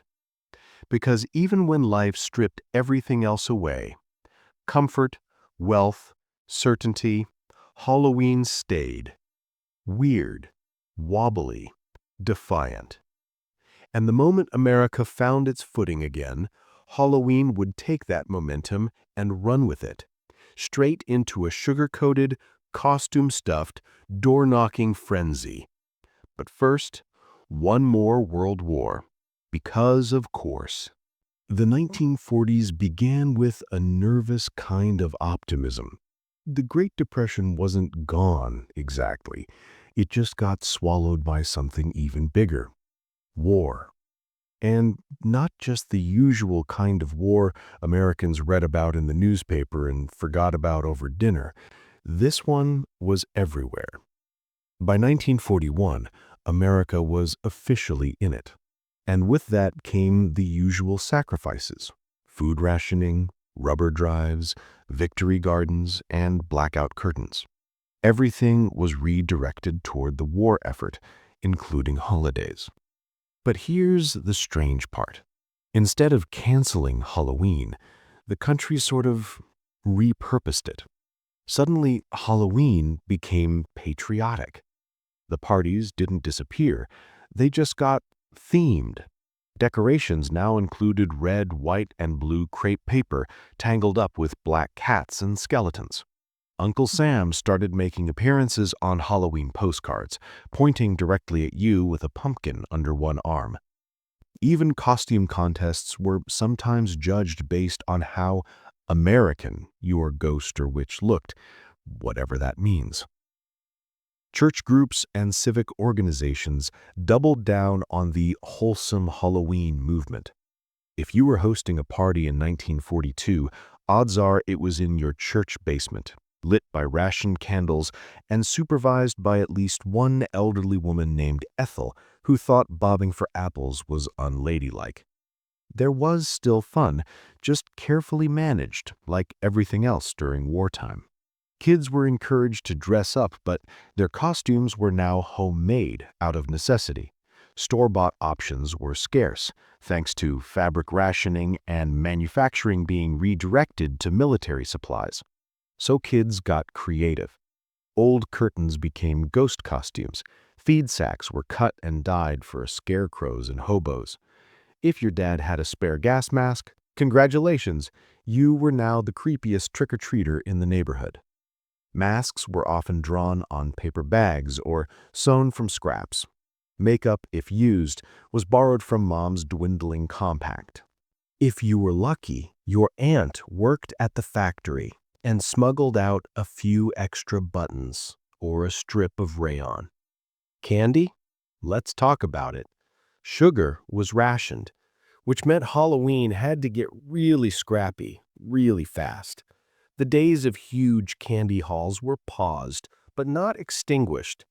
Kids were still going door to door, but they were often given homemade popcorn balls, dry, very dry, molasses taffy, if you had the sugar stamps for it, candied apples if someone sacrificed their fruit ration, penny toys or marbles, or, in some cases, a firm handshake and a good luck wish for your future enlistment if you were 12 and unfortunate. Still, candy companies didn't disappear. They pivoted. Companies like Hershey and Mars actually contributed to the war effort, producing high-calorie chocolate bars for military rations. Hershey's Field Ration D was literally engineered to taste bad enough that soldiers wouldn't eat it unless they had to. So, not exactly trick-or-treat material. But back on the home front, anytime candy was available, it became treasure. A wrapped peppermint, a toffee, a single Tootsie Roll. It wasn't about excess anymore. It was about the ritual. And the ritual survived. Even in cities with blackout ordinances, where porch lights were off and windows were shaded, kids still went trick-or-treating. They brought flashlights. They learned to knock quietly. Halloween in those moments became whispered mischief, low-lit magic, a soft rebellion wrapped in crinkled wax paper. But not everything was innocent. Let's talk about Mischief Night, because it escalated. With so many fathers overseas and so many teenagers left unsupervised, Halloween pranks got bolder again. Maybe not quite to the barns on roofs level of the Depression, but still messy. In 1944, several East Coast cities reported widespread vandalism on October 30th, broken windows, garbage fires. One town in Pennsylvania had over 200 police calls. The local paper said the night was more trick than treat, and mostly just trick. Some towns responded with preemptive Halloween parades, hoping to lure would-be pranksters into costume contests and taffy polls instead. Others handed out leaflets reminding children that vandalism was un-American and aiding the Axis, which feels like a stretch, but you have to admire the effort. Still, kids found a way. They always do. And adults, tired and worried and stretched thin, often let it slide. One night of noise, one night of masks and strange laughter. It was cheaper than therapy, healthier than despair. And yes, ghost stories were still being told, now with new additions. Imagine sitting around the radio with your family, the lights low, the air heavy with war news, and hearing something like The Phantom Pilot of the Pacific, a story about a dead airman whose spirit haunted his squadron, or The Ghost Ship of Normandy Harbor. Wartime horror stories, now part of the Halloween canon. The supernatural was back. Not the dainty parlor seances of the 1890s, but something darker, rougher. A sense that death was nearby, real, present, and maybe even listening. And kids? They soaked it all up. They wore their sheet ghosts with pride. They chased each other with paper skeletons. They lit candles inside tin cans and called them lanterns. It was DIY, it was dusty, and it was beautiful in its scrappy way. Then, in 1945, the war ended, and Halloween exhaled. That year, celebrations were bigger, brighter. The candy came back. So did the decorations. Dennison released a new line of Halloween party goods, complete with masks, streamers, and new Victory Witch designs. It was as if Halloween was pulling itself out of the gloom and saying, "Right, let's dance." Children born during the war were now old enough to toddle around in capes. Teenagers threw bigger parties. Adults, they drank again, openly, with punch. The rituals returned, but glossier, smoother. The first signs of modern Halloween were forming. Candy companies? They were ready. Mars, Brax, Hershey, they all started pushing Halloween-specific packaging. Tiny bars, candy corn in cute bags, ads with wide-eyed kids holding pumpkin buckets, still made of tin or paper, not plastic yet. By 1949, trick-or-treating was being openly encouraged in national publications. Not just tolerated, but celebrated. And the phrase itself, trick or treat, finally took center stage. No more vague threats, no more implied menace. It was now a friendly ritual, backed by marketing dollars and PTA newsletters. Halloween had survived 2 world wars, a global depression, and a moral panic or 3. and it had done so with its soul intact. Still playful, still eerie, still wearing a slightly crooked mask. What came next? Plastic, television, suburbia, and a full-blown Halloween industrial complex. But for now, in the last flickering candlelight of the 1940s, a child in a wrinkled ghost costume is standing on a front step, holding a paper bag, whispering the words that had taken decades to crystallize. Trick or treat. And this time, the porch light is on. The 1950s are what you might call the Halloween golden hour. Not because it was perfect, but because it was photogenic, glossy, pastel-tinted, sugar-slicked. This was the decade when Halloween finally morphed into something familiar to us today. We're talking lawns, garages, driveways, Tupperware. Suburbia exploded post-war, and with it came tidy rows of houses, cul-de-sacs filled with identical mailboxes, and children named things like Bobby, Susie, and Dale, who were about to make trick-or-treating a full-blown operation. Let's start with that. Trick-or-treating. This is the decade it really truly stuck. Before the war, it was still a bit scattershot, regional, a little chaotic, sometimes mistaken for begging. But by the early 50s, it was everywhere. Kids in neighborhoods across the country were donning costumes and marching from door to door with purpose. They weren't asking, they were expecting. And for the first time, everyone was on the same page. Parents knew what to do, homeowners had candy ready, kids had pillowcases and those classic orange tin buckets with black cat prints. It had gone from local tradition to national ritual in under 10 years. So how did it happen so fast? Simple. Marketing. Candy companies, costume makers, and magazine publishers saw what was coming and jumped on it like a witch on the flying Hoover. Hershey's, Brax, Mars all started pushing individually wrapped, Halloween-friendly candy. Bite-sized Snickers, tiny Tootsie Rolls, wax paper-wrapped everything. Suddenly, the idea of handing out homemade popcorn balls or molasses taffy seemed quaint, possibly even unsafe. Enter the 1950s housewife armed with a checklist. Check. Pumpkin on porch. Check. Candy in bowl. Check. Child dressed as cowboy astronaut princess hybrid. Check. Sheet cake in the shape of a haunted house. Halloween was now a managed event. And the costumes? Oh, the costumes got weird. Mass production took hold hard. Companies like Collegeville and Ben Cooper started churning out boxed costumes sold in drugstores and five and dimes.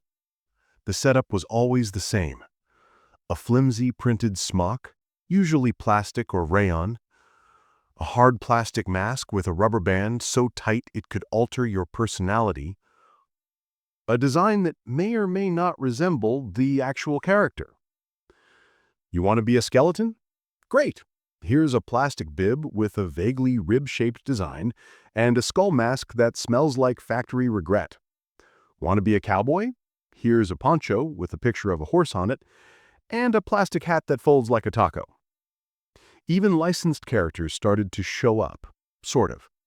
There was Spaceman Hero, definitely not Flash Gordon, Masked Avenger, not Batman, don't sue us, and Magic Princess, legally distinct from Cinderella. Kids loved it. Adults tolerated it. And nobody could breathe through the masks. Meanwhile, Halloween parties hit new heights. With the birth of TV culture and the rise of the idealized suburban household, Halloween moved indoors as well. Think basement parties, folding tables, streamers, and terrifyingly dense witch's brew punch made with ginger ale, canned pineapple, and one sad scoop of sherbet melting like a radioactive marshmallow.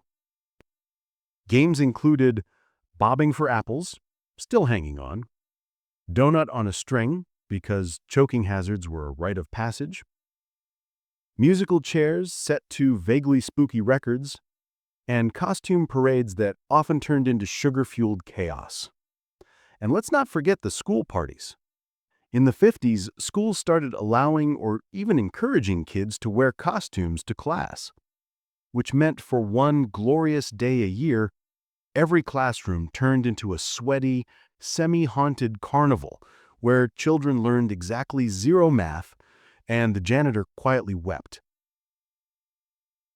But underneath all the new polish, the old weirdness didn't vanish. Because if the 1950s taught us anything, it's that politeness doesn't erase the strange. It just decorates it. Ghost stories were still popular. Urban legends, too. Kids whispered about the old house down the street where someone definitely died. They dared each other to look in mirrors at midnight. They still burned candles in jack-o'-lanterns and swore the faces flickered on their own. And, of course, the scare factor didn't disappear. It just got sanitized. Horror was becoming a genre for kids now. TV shows like The Addams Family and The Munsters were just around the corner. Halloween decorations leaned more toward cute spooky than actual omen of death. Black cats smiled. Witches had rosy cheeks. Skeletons danced a jaunty jig. The true terror? That was saved for parents, who now had to host parties, supervise trick-or-treating, make homemade snacks, and sew a last-minute pumpkin costume for their toddler who changed their mind 7 times that morning. The 1950s also birthed the very first Halloween safety movement. Thanks to the rise of suburbs and a few urban legends, hello, razors and apples panic, newspapers started publishing yearly Halloween safety checklists. Wear reflective tape. Don't run into the street. Only accept wrapped candy. Inspect everything before eating, and for the love of all things holy, don't prank the dentist. Were the legends true? Not really. But fear spreads fast. And in a post-war world still twitchy from atomic drills and Red Scare anxiety, people were more than ready to worry about tainted candy and masked miscreants. That's the paradox of the 1950s Halloween. It looked cheerful, pastel, and under control, but lurking just beneath was a constant awareness of danger. Death, destruction, war. They were still fresh memories.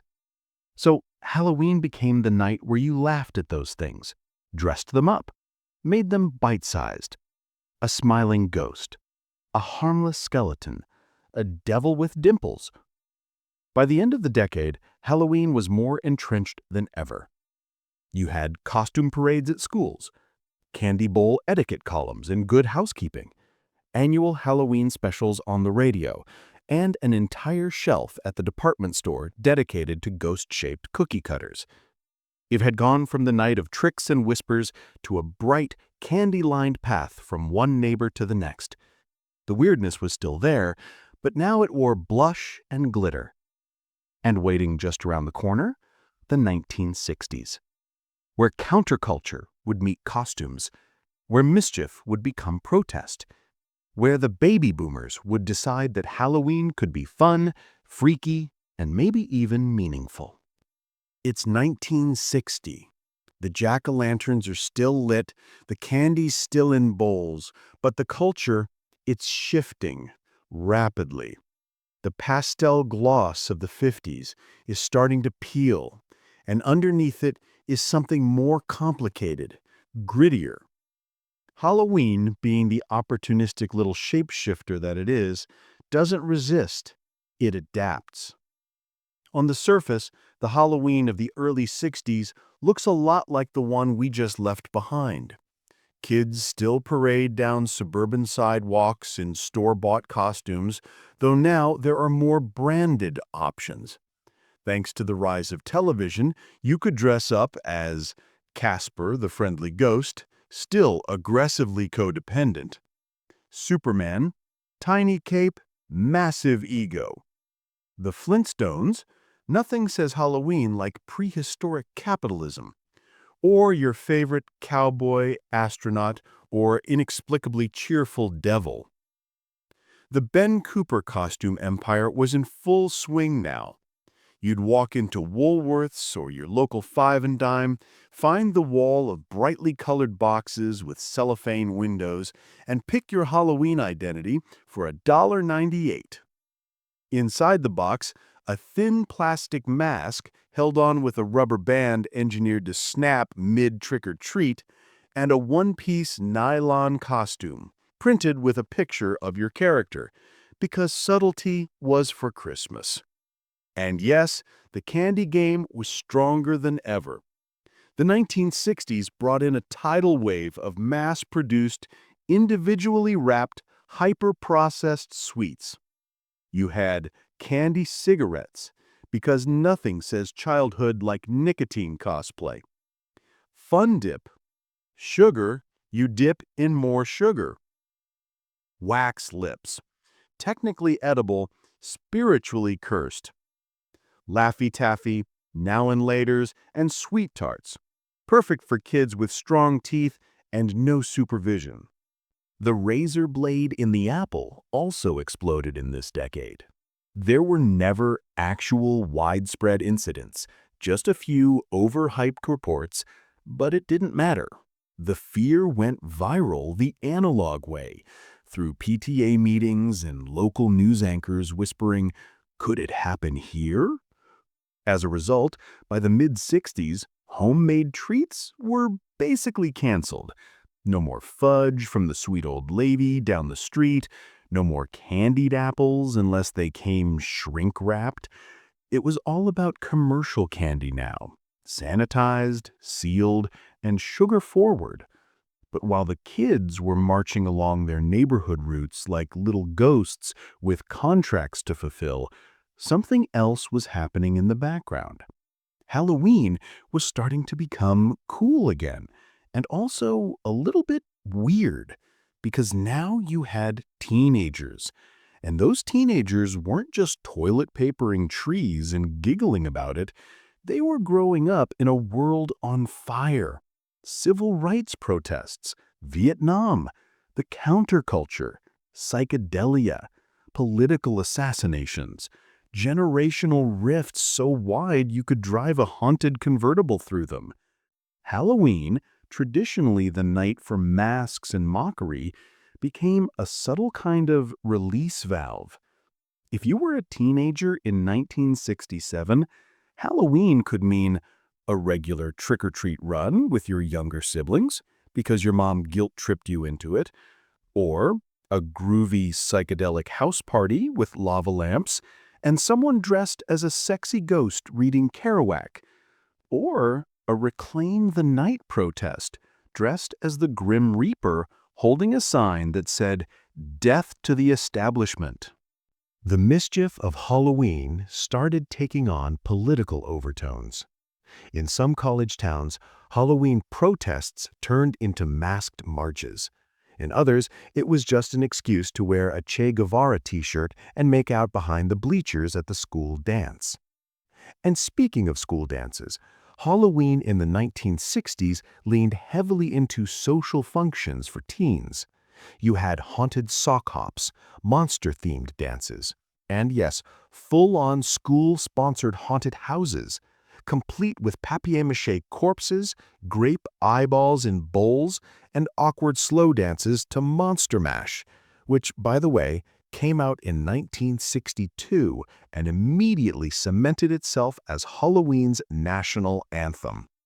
Bobby Boris Pickett's novelty hit was part horror parody, part rock and roll satire, and 100% something you'd hear every October from now until the end of time. It was goofy, campy, and irresistible. And this was the beginning of a bigger trend: Halloween as pop culture. Horror movies exploded in this decade, not just for adults, but for everyone. TV had already introduced spooky sitcoms like The Addams Family and The Munsters in the mid-60s, both of which took old horror tropes and dunked them in sitcom syrup. Suddenly, monsters were relatable. Vampires worried about PTA meetings. Frankenstein had an office job. Witches were housewives. It was scary made safe, but at the movies, things got darker. You had Psycho, 1960, which made you fear showers forever. The Haunting, 1963, a masterclass in psychological horror with zero gore but maximum dread. Rosemary's Baby, 1968, which took domestic paranoia and gave it a satanic edge. And Night of the Living Dead, 1968, the scrappy black and white indie film that basically invented the modern zombie and made sure no Halloween was ever fully candy-coated again. These films weren't just scary, they were culturally loaded. They dealt with fear of modernity, fear of otherness, fear of government, fear of family. And they fit Halloween like a glove made of damp leaves and existential dread. So now Halloween was no longer just for kids or polite suburban parties. It was creeping into adult territory. And by adult, we don't mean boring wine and cheese party. We mean full-on costume parties with spiked punch and that one guy dressed like Dracula who took it way too seriously. Adults were reclaiming the night. Not all of them, sure, but enough that costume shops started carrying adult-size witch hats, vampire fangs, and novelty cleavage-enhancing pirate corsets. A niche market, but it was forming. And at the same time, Halloween merchandise began to multiply. Retail stores now had full Halloween sections by October 1st. Not just candy, but paper decorations, party games, plastic skeletons, and cardboard standees of dancing pumpkins with unsettling grins. Hallmark started selling Halloween cards. Yes, cards. Because apparently, nothing says Happy Hallows Eve like a folded note that says, "You're my favorite little monster." Even the U.S. Postal Service got in on the action. By the end of the decade, they were moving millions of Halloween-themed postcards and letters every year. And in the middle of it all, the humble jack-o'-lantern sat on suburban porches, its face no longer just a protection against spirits, but a signal. This house celebrates. This house gives candy. This house knows what night it is. So by the end of the 1960s, Halloween had officially become a three-lane holiday. Kids, in store-bought costumes, politely trick-or-treating by 6:30 p.m. and in bed by 9, their mouths full of Smarties. Teenagers, throwing eggs, going to school dances, watching horror flicks, and using ghost costumes as a metaphor for nuclear disarmament. And adults rediscovering Halloween as a social playground, part nostalgia, part chaos, part finally an excuse to wear a cape in public. And just ahead, the 1970s, where Halloween would fully go off the rails, in the best possible way. More blood, more polyester, more sequins, and finally the slasher movie that would immortalize the holiday in cinema forever. It's 1970. The country's been through a lot. War, protest, assassinations, mixin'. Everything's in flux, and Halloween, ever the social chameleon, is once again shifting shapes. Only now, it's louder, groovier, hungrier for attention, and above all, massively commercial. Let's start with the basics. Kids are still trick-or-treating, more than ever in fact, but now they're doing it in suburban sprawl, walking miles of sidewalks that didn't exist 20 years earlier, armed with plastic pumpkin buckets and coordinated sibling costumes. This is the golden age of Ben Cooper costumes, the ones that came in cardboard boxes with the little cellophane window. You know the ones. One part licensed character, one part heat-trapping plastic sauna, and 2 parts, what even is this supposed to be? By the 70s, Ben Cooper had licensed everything. Star Wars, Batman and Robin, Planet of the Apes, the $6 Million Man, and for some reason, Raggedy Ann, which is honestly the scariest one of them all. And sure, these costumes barely resembled the characters they were based on. If you went as Spider-Man, the mask was unsettling, and the jumpsuit said Spider-Man across the chest, in case people didn't get it. Because nothing says secret identity like labeling yourself. But we ate it up. Because this was the era when kids wanted to become what they watched. And boy, were we watching a lot. Television was basically Halloween prep year-round. Saturday morning cartoons were full of monsters, witches, vampires, and animated pumpkins with questionable motives. And in prime time, spooky was trendy. The Addams Family was in syndication. Scooby-Doo was solving mysteries with a talking dog and a deeply suspicious guy in an ascot. Every other sitcom did a Halloween special, complete with haunted houses, misunderstandings, and at least one fake ghost. But if TV was the appetizer, movies were the main course. And the 1970s? The 1970s were where Halloween truly fell in love with horror. This was the decade of the modern horror film explosion, when monsters stopped being allegories and started breaking into your house. You had The Exorcist, 1973, vomiting, spinning heads, and enough theological dread to make you afraid of your soup. The Texas Chainsaw Massacre, 1974. Low budget, high trauma, and featuring dinner scenes you'll never emotionally recover from. Carrie, 1976. High school angst meets telekinetic revenge, complete with pig's blood and prom night trauma. Dawn of the Dead, 1978.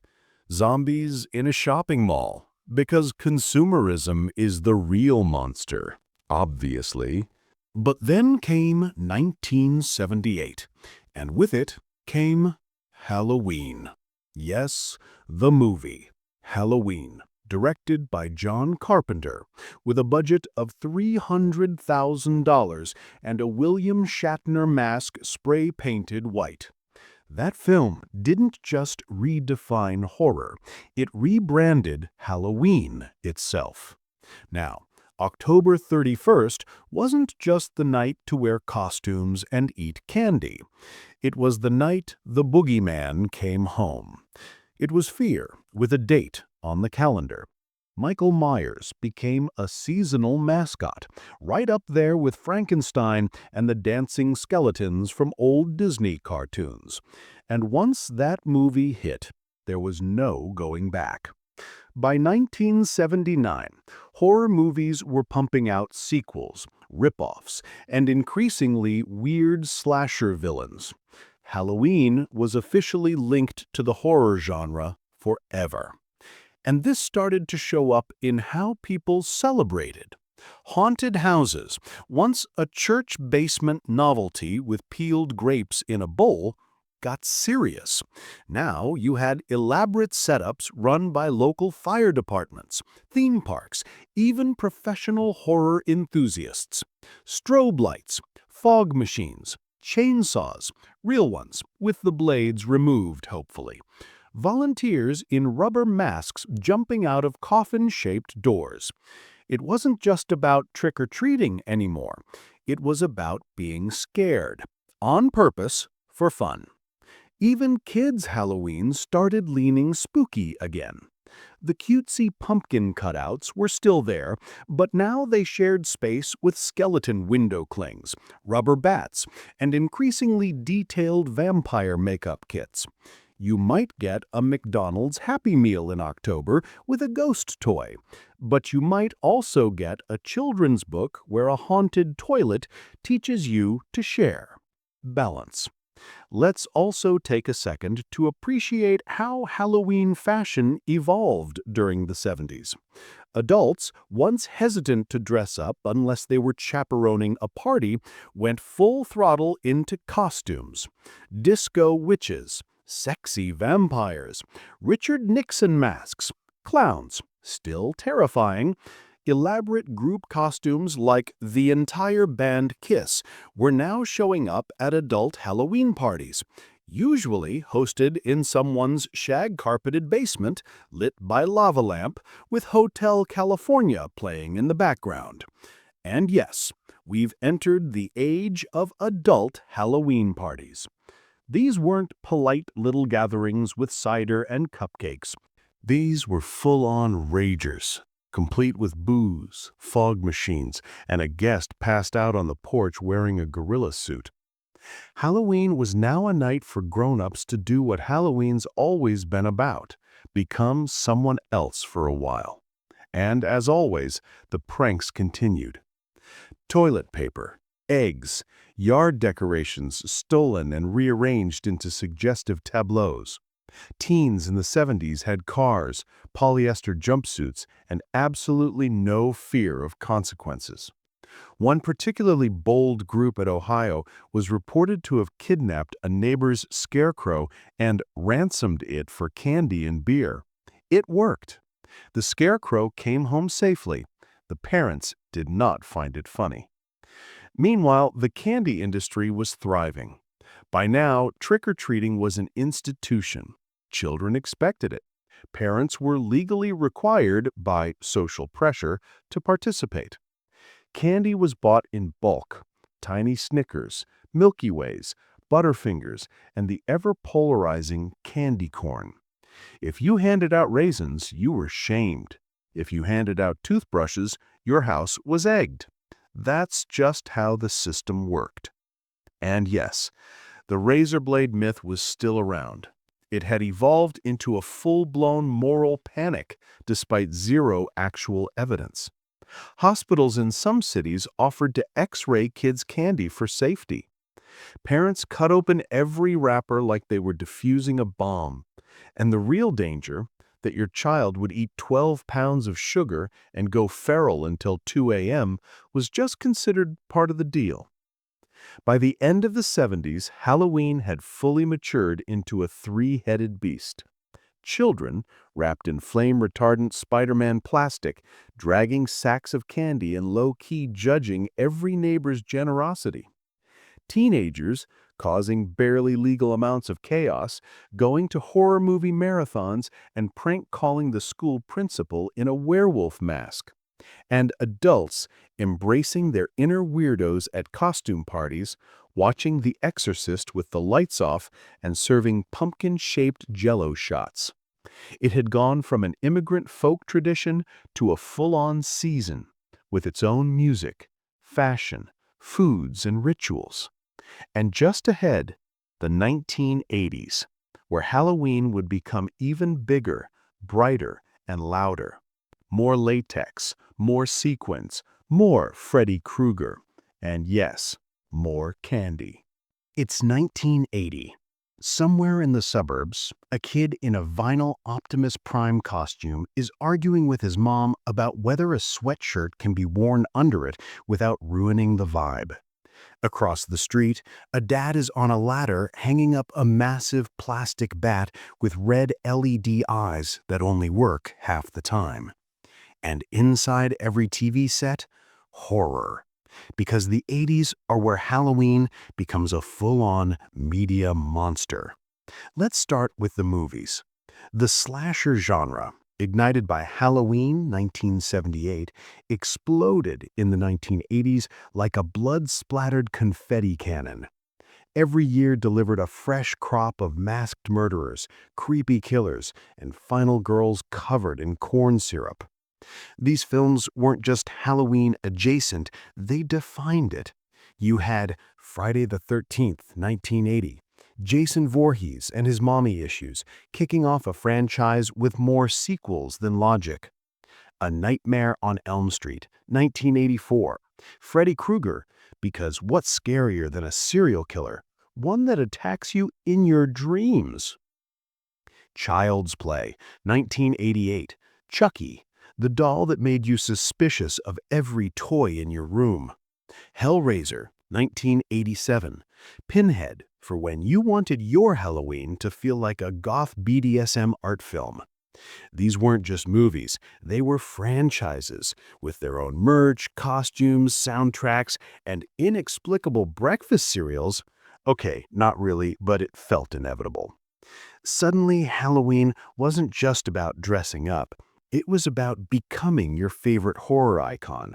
And let's be honest, the kids' costumes for these characters were both inappropriate and wildly popular. Somewhere out there, a 6-year-old went trick-or-treating dressed as Freddy Krueger. That's the 1980s in a nutshell. And speaking of costumes, this decade is where Halloween fashion leveled up. The old plastic mask and smock combo was still around, but now you had latex masks, full bodysuits, and elaborate accessories you could buy at seasonal pop-up stores. Spirit Halloween didn't exist yet, but seasonal Halloween stores were on the rise. Sometimes just empty mall kiosks stuffed with fog machines and bad decisions. You could be anything: a werewolf with hair glued to your face, a disco vampire with glitter blood, a zombie prom queen complete with tiara and decayed corsage, or the aforementioned Freddy, Jason, or Michael Myers, now available in kids' sizes because parenting was experimental back then. And the adults, whew, they leaned in hard. Halloween parties in the 80s were events. Whether it was a house party with black lights and fog machines, or an office party where Janet from accounting showed up as a sexy Pac-Man ghost, adults were no longer on the Halloween sidelines. They were the halftime show. These parties had everything: themed cocktails like Bloody Marys, zombie punch, and whatever horrific thing you could pour into a plastic skull. Costume contests judged with the seriousness of an Olympic sport. Cassette mixtapes with Thriller, Monster Mash, Ghostbusters, and some unrelated Madonna just for the vibes. And speaking of Thriller, let's talk Michael Jackson. When Thriller dropped in 1982, it changed Halloween forever. The video, a 13-minute mini horror film, complete with werewolves, zombies, and Vincent Price's voice doing that incredible monologue, was basically Halloween's new anthem. Suddenly, people weren't just dressing up as zombies. They were choreographing routines. Flash mobs before flash mobs were a thing. The Thriller dance became a staple of Halloween parties, school parades, and every local news segment about fun fall activities. You couldn't swing a glow stick without hitting a zombie in red leather pants trying to hit that iconic shoulder shimmy. And the decorations? Next level.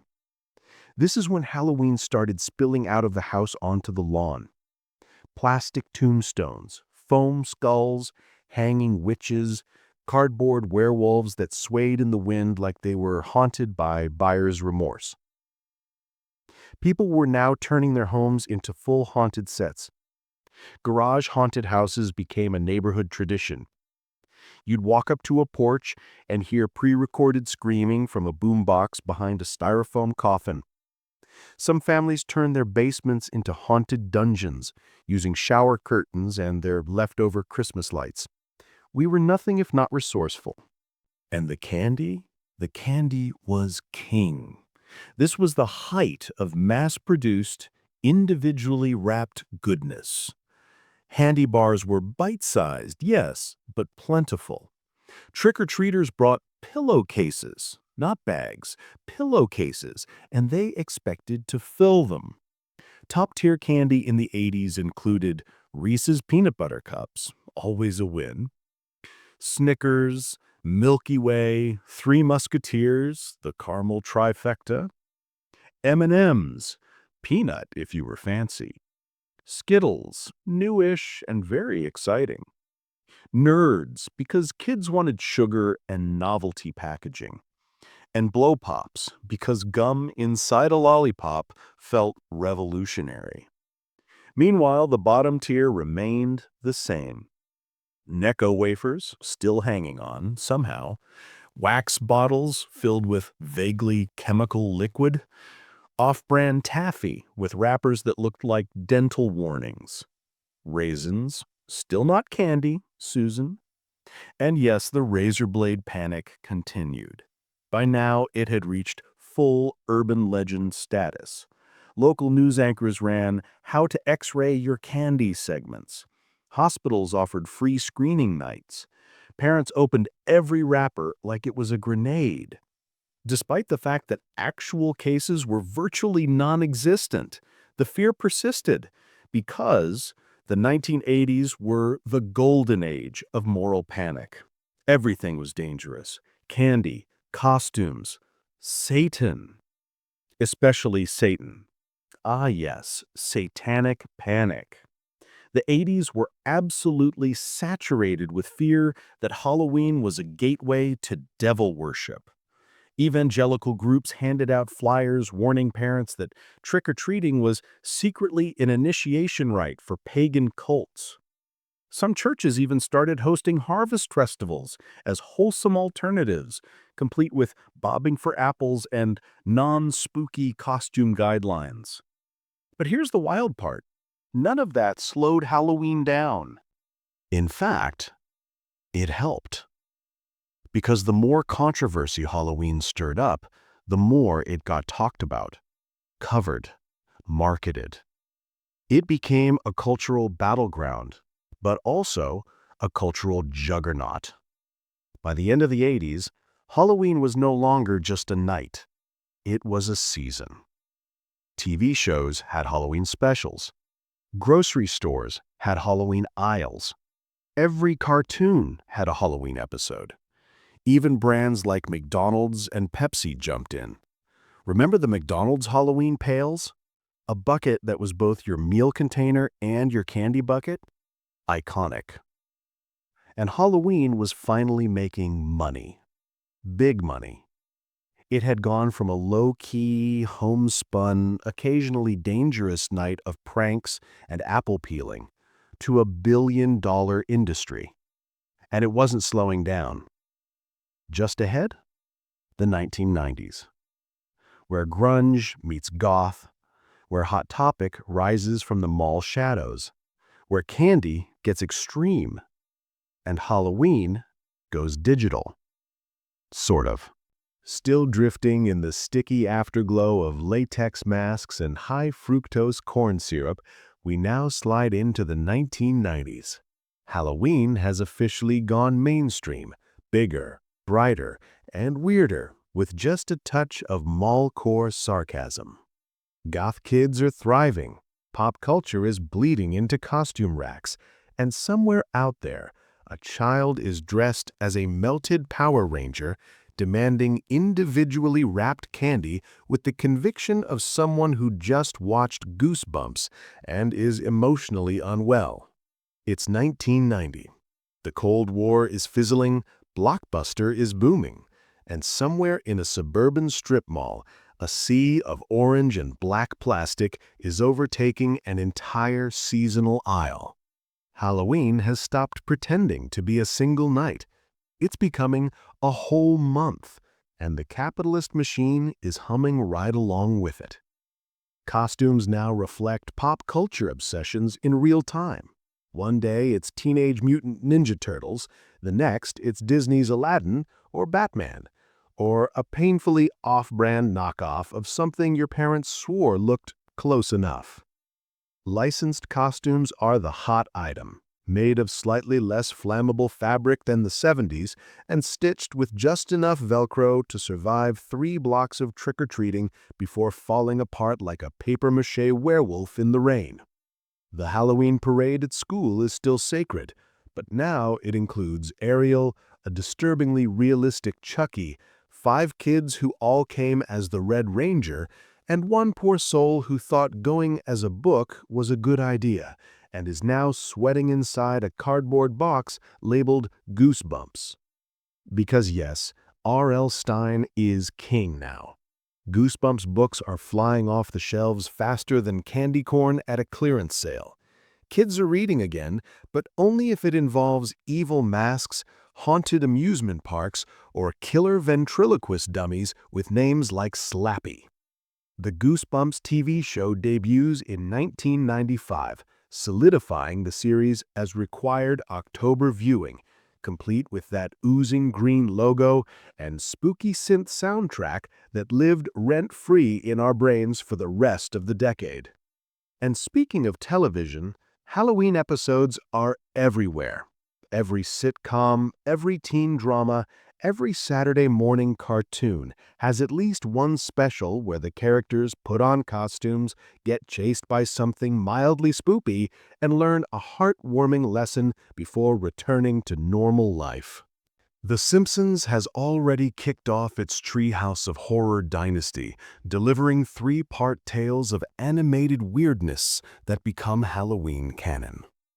On the darker end, there's Are You Afraid of the Dark, which feels like the Canadian cousin of Goosebumps, slower, more sweater-heavy, and always ending with someone looking dead-eyed into a campfire. Meanwhile, decorations at home are evolving from simple jack-o'-lanterns and crepe paper bats into full-blown haunted tableaus. People are putting fog machines on their lawns, plastic skeletons hang from gutters, foam tombstones start popping up with phrases like "R.I.P. homework" or "Here lies my free time." Every front porch is a little stage, lit by strobe lights, layered with fake spiderwebs that will cling to the hedges until mid-January. There are cackling motion-activated witches from Spencer's, window-cling ghosts, and those squishy gel decals that look like fruit snacks stuck to the window forever.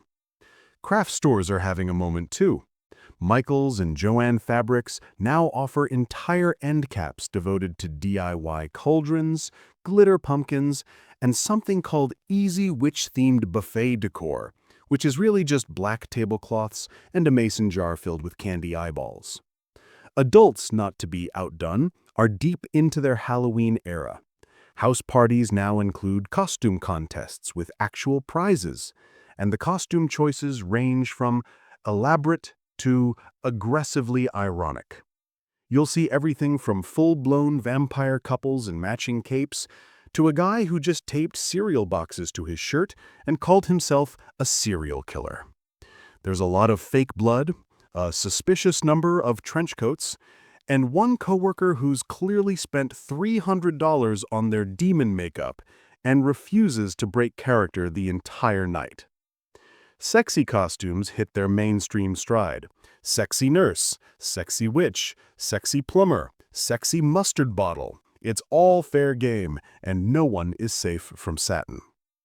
Of course, candy remains the centerpiece of it all.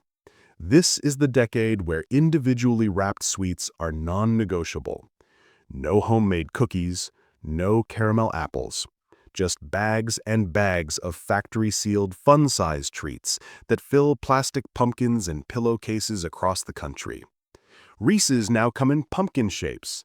Snickers are mini, then fun-size, then somehow even smaller and still fun, allegedly. Skittles get Halloween packaging. M&Ms show up in orange and black. Nerds are sold in limited edition spooky boxes with names like Slime Apple Scream. And then there's the candy no one asked for. Banana Laffy Taffy, wax vampire fangs that taste like candles, and those orange and black mystery candies in wax paper that we all assume are from the Depression and somehow still exist.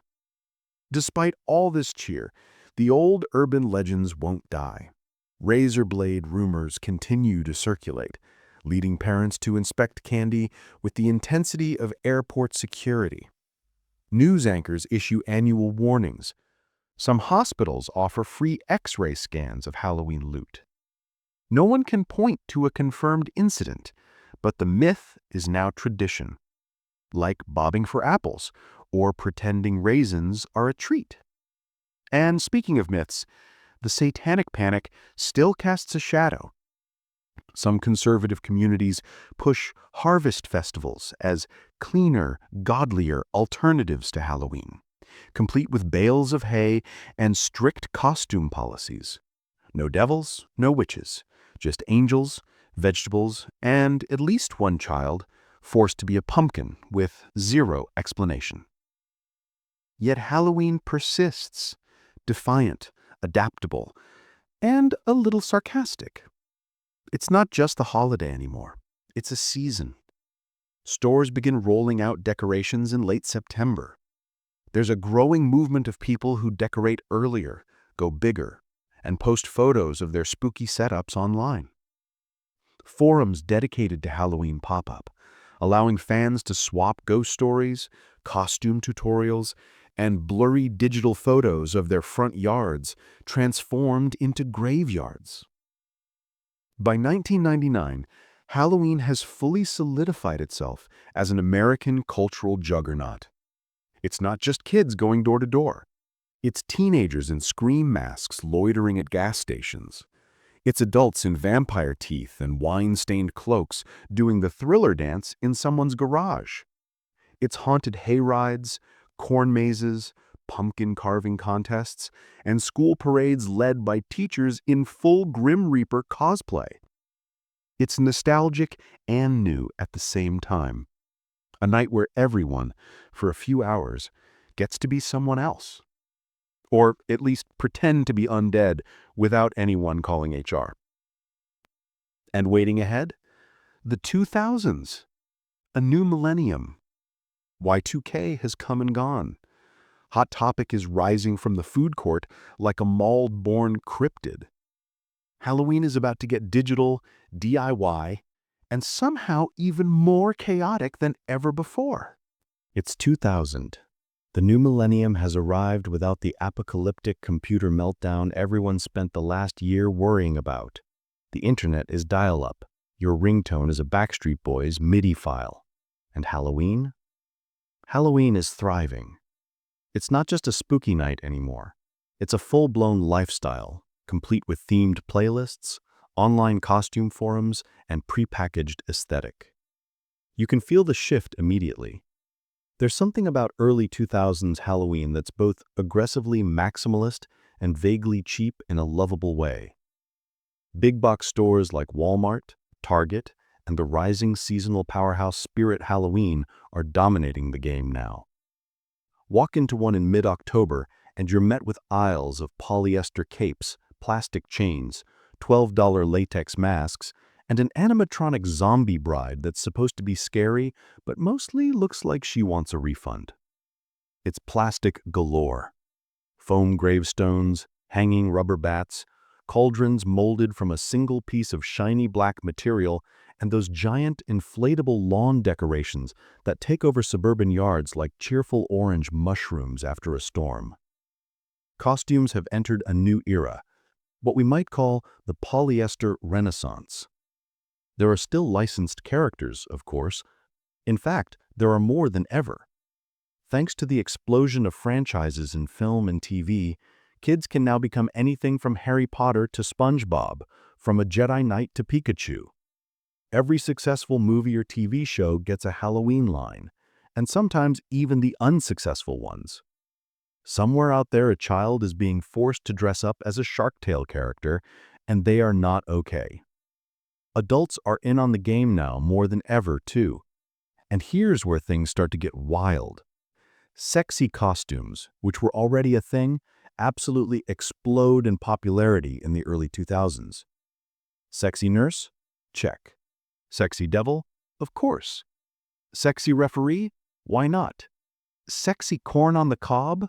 You'd be surprised. There's a sense that Halloween has become a kind of costume Olympics. People aren't just dressing up, they're performing, competing. Instagram doesn't exist yet, but MySpace and early Facebook are already seeing uploads of people in full undead drag posing dramatically next to their jack-o'-lanterns with captions like, "I put a spell on you." Meanwhile, teenagers are riding the line between irony and effort.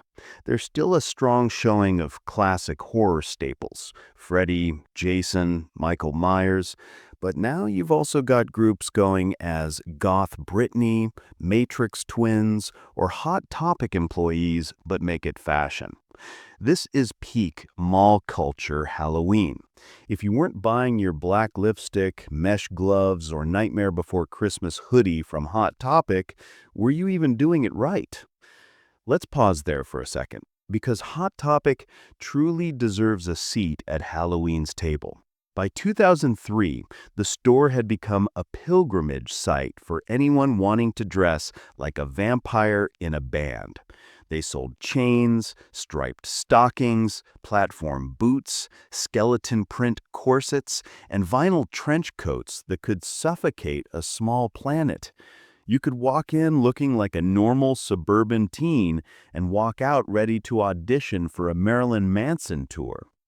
Halloween wasn't just about costumes anymore. It was an extension of identity, a whole mood, a month where being weird became marketable and everyone had the excuse to lean in. Of course, the candy scene continued to dominate. This was the height of extreme branding. Sour, chewy, neon, crunchy, gummy, and preferably shaped like something gross. Gushers in Halloween colors, toxic waste sour bombs, limited edition Reese's with spooky shapes that only vaguely resemble pumpkins. Candy companies learned that Halloween wasn't just about sweetness, it was about theming. Everything had to be black, orange, green, or glow in the dark. Even Doritos got into the Halloween spirit with pitch black chips that turned your tongue into a crime scene.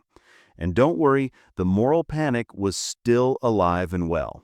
Even in the 2000s, parents were being told to inspect candy, avoid unlit houses, and ban costumes that were too scary, too revealing, or just too anime. Some schools banned Halloween entirely under the banner of inclusivity or safety. Others replaced it with fall festival celebrations, which were exactly the same, but legally distinct enough to keep Karen from the PTA from writing another letter. Yet, despite all the warnings, Halloween only grew. The early 2000s brought with them a culture obsessed with nostalgia, irony, and over-the-top spectacle. Haunted houses went next level. Local cornfields turned into haunted hayrides, complete with actors in full gore makeup jumping out from behind bales of hay.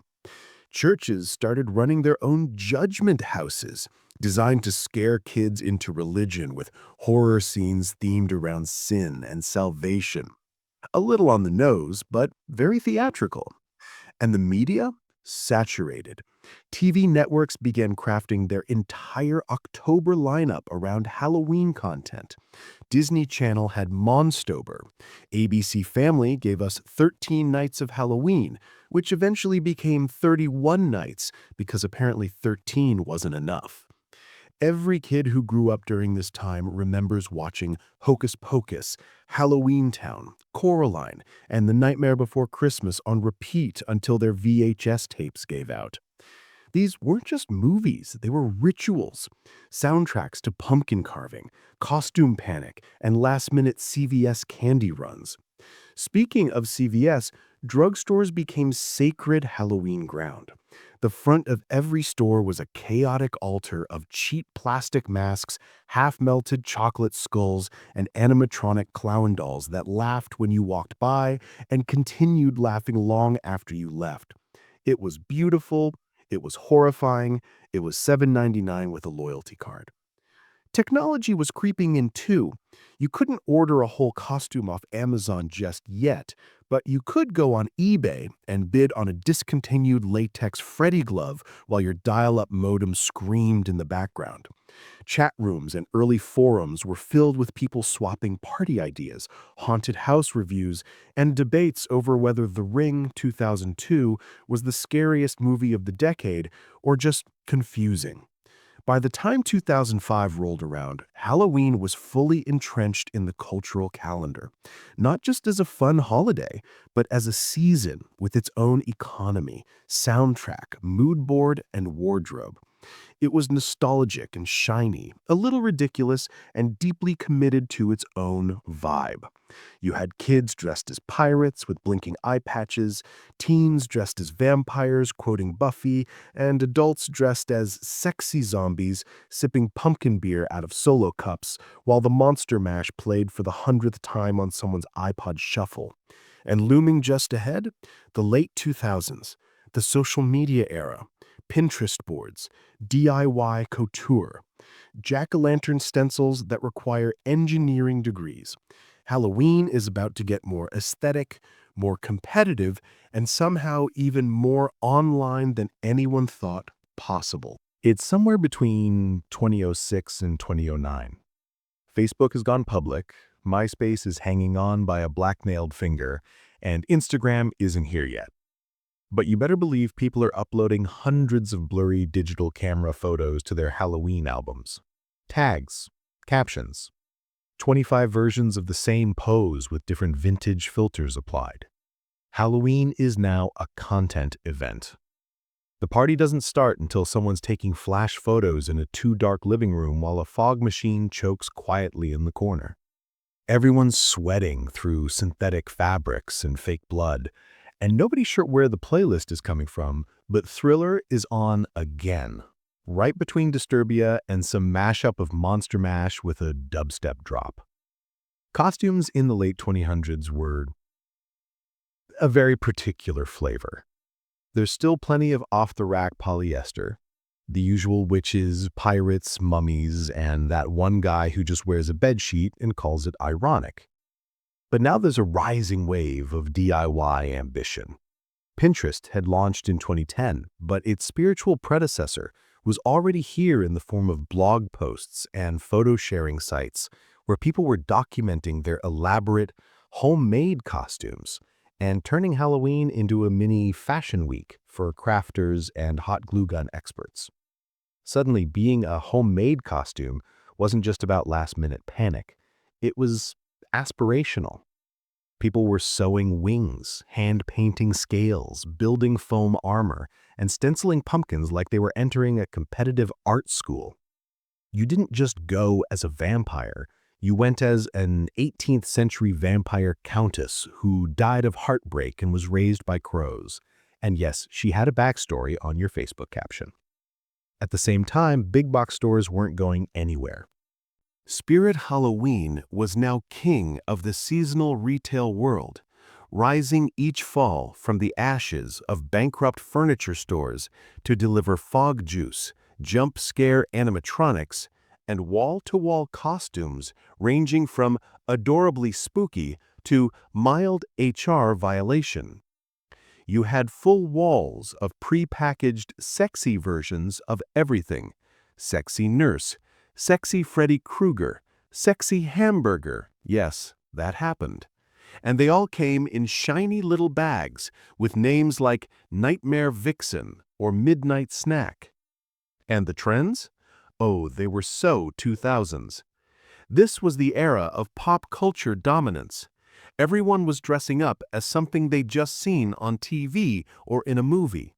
You couldn't swing a glow stick without hitting at least 3 Jokers from The Dark Knight, a handful of Twilight vampires glaring through poorly blended white face powder, or someone dressed as iPod Silhouette Guy, which, yes, was a real costume you could buy.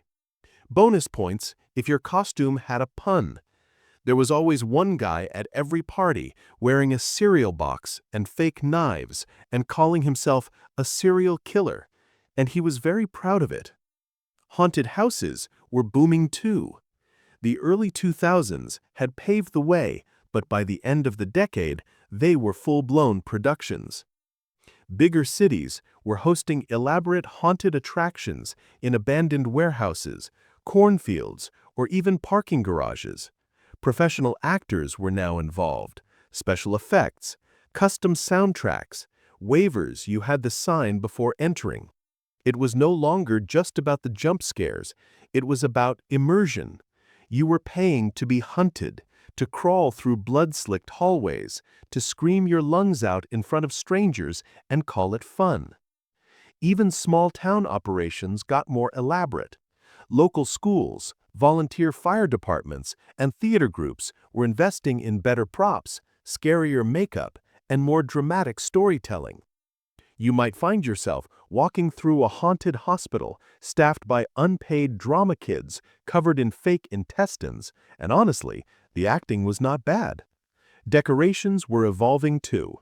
People were really leaning into the aesthetic.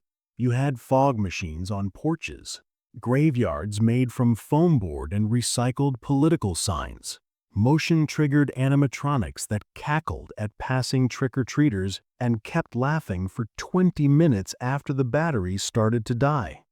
Candles, real and LED, spilled flickering light onto skeletons, spiderwebs, and plastic rats. And yes, inflatables were fully mainstream now.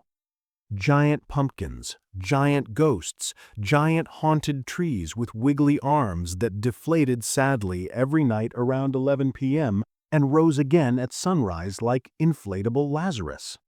Candy? Still king. The fun-size bars weren't getting any bigger, but the variety was off the charts. You had Halloween editions of everything. Black and orange M&Ms, skull-shaped Peeps, ghost-themed Twix, and Snickers in black wrappers that looked goth but still tasted exactly the same. There was pumpkin-flavored everything now: candy, gum, chips, soda, beer, and the pumpkin spice phenomenon was beginning its slow creep from the grasshopper into the entire grocery store. And of course, the urban legends were still going strong.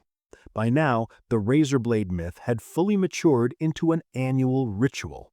Parents still inspected candy. Some schools banned Halloween celebrations altogether. Others leaned into fall festivals, costume parades, and trunk-or-treat events in parking lots. Less spooky, more supervised. There were even chain emails floating around warning parents about satanic rituals or drug-laced candy, written in all caps with clip art bats and no citations. But none of that stopped the celebration. If anything, Halloween got louder, more elaborate. People who grew up on Hocus Pocus, Beetlejuice, and Goosebumps were now in their 20s and 30s, throwing parties, designing costumes, and embracing Halloween like a nostalgic lifestyle brand. It wasn't just a day, it was an identity, a mood, a month-long excuse to be dramatic, spooky, weird, and unapologetically theatrical. By 2009, Halloween had become a production.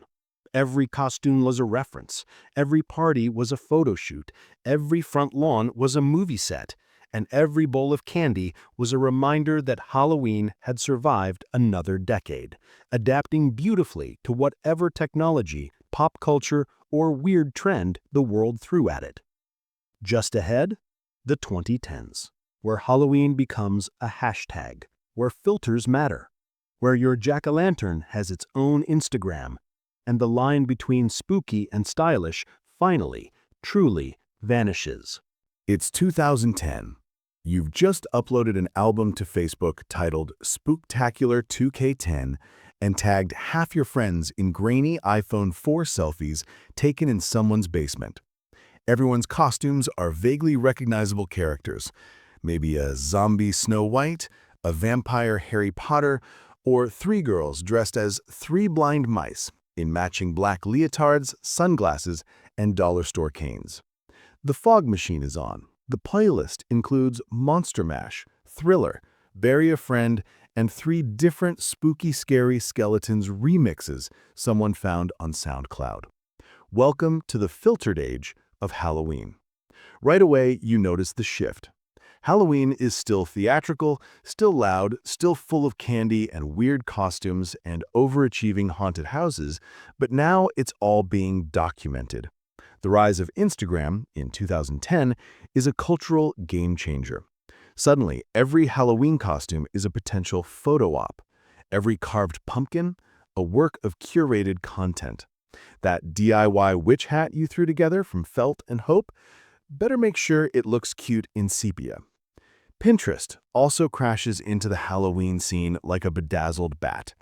Now, instead of last-minute costume ideas scribbled on notebook paper, people are pinning mood boards and uploading step-by-step tutorials for no-so unicorn costumes, black lace bat masks, and pumpkin-themed charcuterie boards that look like they require a minor and edible design. The aesthetic is very much spooky, but make it boho. Cobwebs are twinkle-lit. Skeletons are arranged in tastefully ironic poses. Your front porch becomes a seasonal altar to both Martha Stewart and Tim Burton. Costumes in the 2010s evolve into something that straddles the line between cosplay, meme, and runway. DIY is having a real moment. People are hot gluing LED lights into fairy wings. They're contouring their faces into skeletons. They're constructing entire cardboard vending machines or walking around dressed as Netflix and chill. Group costumes are big too. Think Stranger Things, Orange is the New Black, Avengers, or the cast of The Office. Bonus points if your costume's clever, ironic, or at least mildly viral. You weren't just a cat, you were a Mean Girls cat. You weren't just a ghost, you were 2017 ghosted by Tinder. Of course, Spirit Halloween is still here, still rising from the dead every September in the carcasses of former Payless shoe stores and Toys R Us. Their walls are lined with everything from inflatable T-Rex suits to sexy emoji costumes. Sexy poop emoji? Oh, it existed.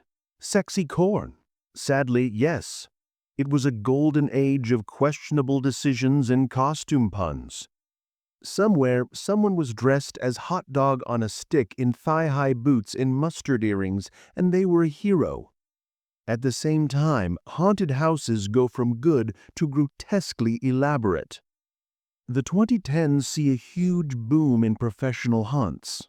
Theme parks, escape rooms, and full-blown immersive horror experiences where you sign a waiver, give them your phone, and possibly get faked buried alive for the thrill. These aren't just haunted houses anymore. They're interactive horror theater. You're not walking through a set, you're in it. You're the story. And it's being live-streamed by someone dressed like a zombie barista. Meanwhile, the home decor game ascends to atmospheric heights. If the 2000s were about fog machines and motion-activated witch cackles, the 2010s are about vibes. Think minimalist ghost pillows, matte black candles, neon boo signs in cursive font. Fake cobwebs, yes, but now layered with LED uplighting and a curated Halloween playlist playing softly in the background while you drink your cinnamon-infused bourbon cider out of a skull mug. It's a little haunted house, a little lifestyle blog, and it smells like clove and vanilla and nostalgia. And candy? Still the backbone of the holiday. The wrappers are fancier. The packaging is Instagram-friendly, but the classics remain. Reese's in bat shapes, Kit Kats dyed green for witch's brew reasons, and more pumpkin spice-flavored candy than anyone asked for. Gummy eyeballs, gummy corn with weird flavors like caramel macchiato. The candy aisle becomes a fever dream of artificial colors, nostalgia, and branding synergy.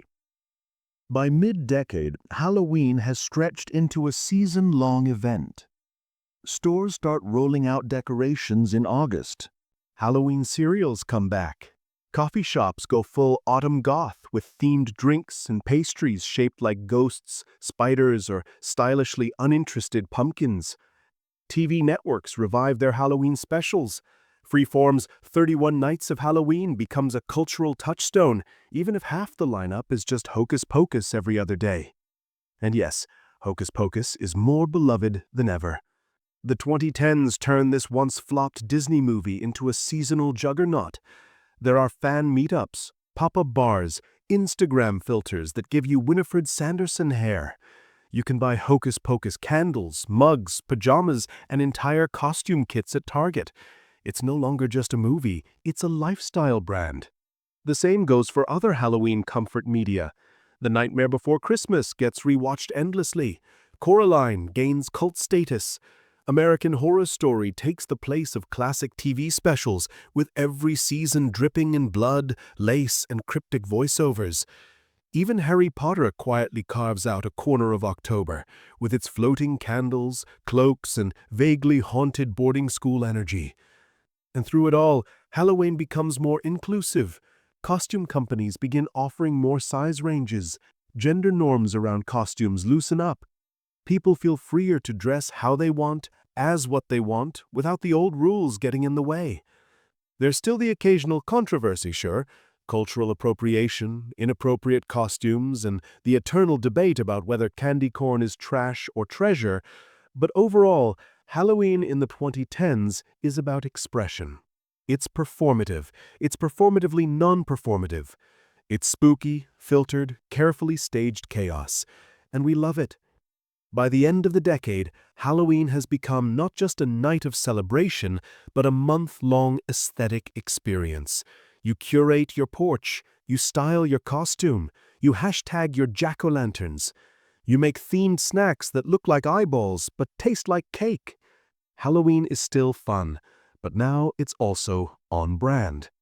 Waiting just ahead is the 2020s, a new decade, a pandemic, a rise in DIY, nostalgia core, and drive-through haunted houses. Halloween is about to get a little strange again, smaller, quieter, but also kind of sweet, a little weird, a little homemade, just like it started. It's 2020.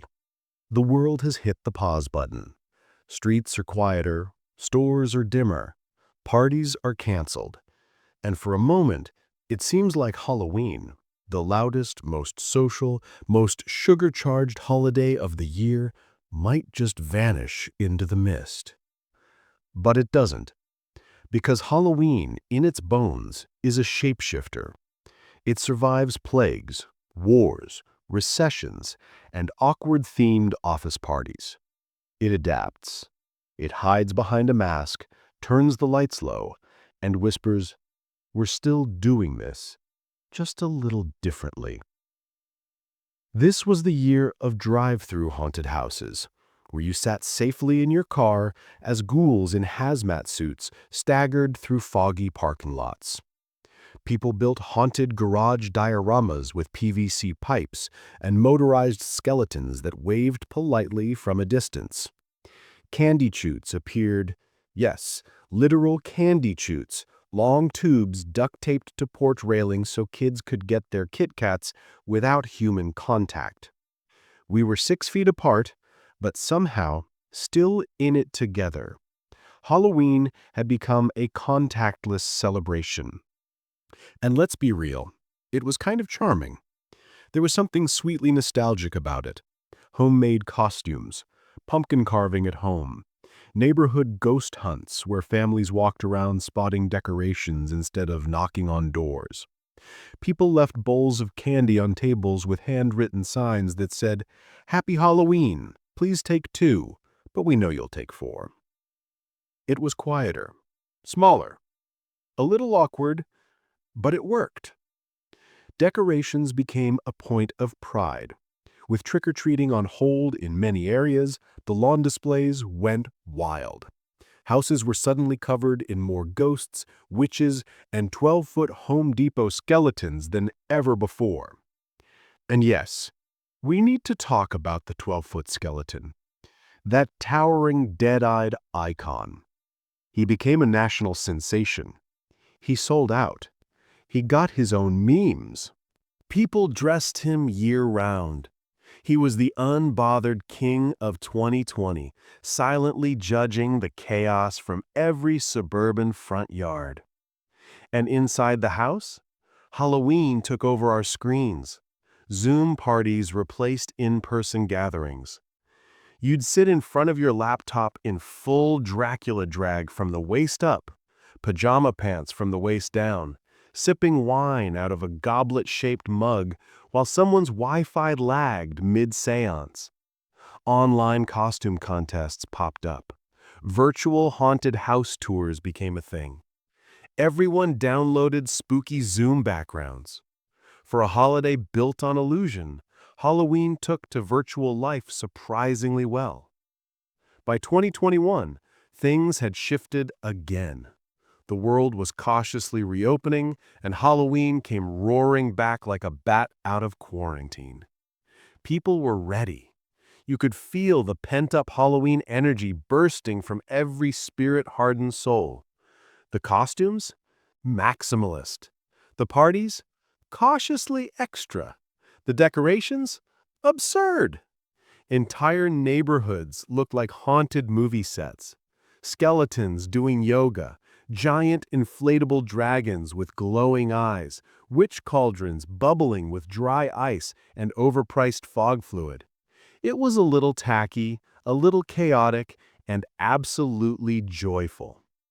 And somehow, it felt more communal than it had in years. Trick-or-treating returned with a vengeance. Kids showed up in groups again, masked, but now in the Halloween way. You had Mandalorians, Spider-Verses, Barbies, Stranger Things kids, inflatable dinosaurs, and at least 4 variations of Zombie Elsa. Adults were handing out candy with tongs, wearing costumes over sweatpants, sipping cider on the porch like the post-apocalyptic elders of Halloween's comeback tour. Even candy saw a resurgence. Sales spiked. Everyone was overcompensating. The big names, Reese's, Snickers, Hershey's, were still running the show, but now there were boutique treats, gluten-free goblins, and ethically sourced ghost-shaped marshmallows. People made their own Halloween snack boards, complete with gummy worms, blood-red jam, and little cheese tombstones carved with unsettling care. And yes, the decor aesthetic split down the middle. On one hand, you had the Pinterest-core, black and white, modern Halloween vibe. Tasteful skeletons, wreaths made of eucalyptus and plastic bats, elegant tablescapes with candles and handmade paper ghosts. These were the Halloweens that lived on curated Instagram feeds with captions like, "Witch please." On the other side, you had maximalist Halloween. Blow molds, neon spiderwebs, inflatable pumpkins stacked like unholy snowmen. Sound effects blaring from Bluetooth speakers tucked into bushes. Projected ghosts in every window. Giant fake spiders scaling rooftops like rejected extras from arachnophobia. It was campy. It was loud. It was fun. Somehow, the 2020s gave us permission to do both. To be spooky and stylish, eerie and extra, gothic and goofy. Halloween wasn't just a holiday anymore.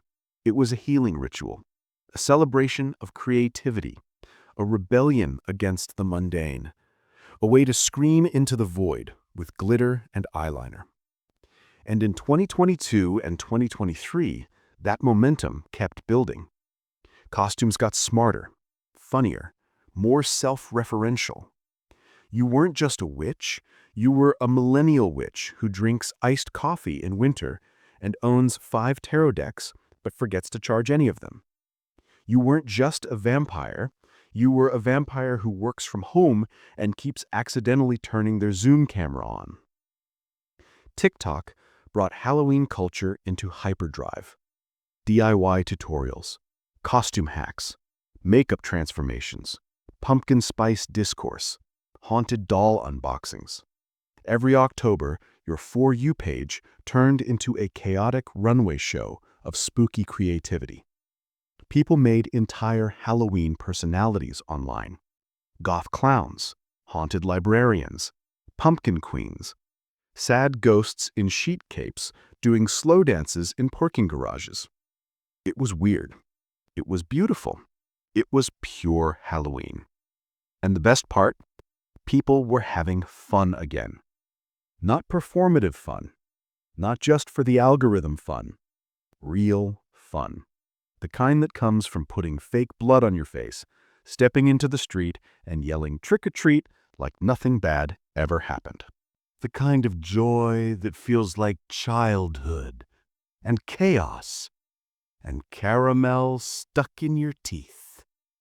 As we near the midpoint of the 2020s, Halloween feels more alive than ever. It's changed, sure. It's gotten quieter in some places, louder in others, more digital, more personal. But at its core, it's still the same beautiful, bizarre ritual it's always been. Masks, stories, laughter, lanterns glowing in the dark. And waiting ahead? Who knows? Halloween in the back half of the decade might bring even more reinvention. AI-generated costumes, VR haunted houses, candy delivered by drone, or maybe, just maybe, a quiet return to flickering candles, creaky porches, and one too many Reese's cups shared under the October moon. It's now, right here, right now, where Halloween exists as both a whisper of the past and a celebration of the wildly present. It's a little bit Samhain, a little bit social media. It's ghosts, memes about ghosts, and a child on TikTok dressed as a vampire lawyer for absolutely no reason other than the pure chaotic spirit of the season. And that's the strange magic of Halloween in its current form. It's everything. It's the heritage of centuries mashed together with LED lights and glow-in-the-dark skeletons. It's the child going door to door in a unicorn onesie. It's the teen who's half-jokingly dressed as a bag of Takis. It's the grown adult who's carved a dozen perfect jack-o'-lanterns with power tools while listening to a lo-fi Halloween playlist on Spotify.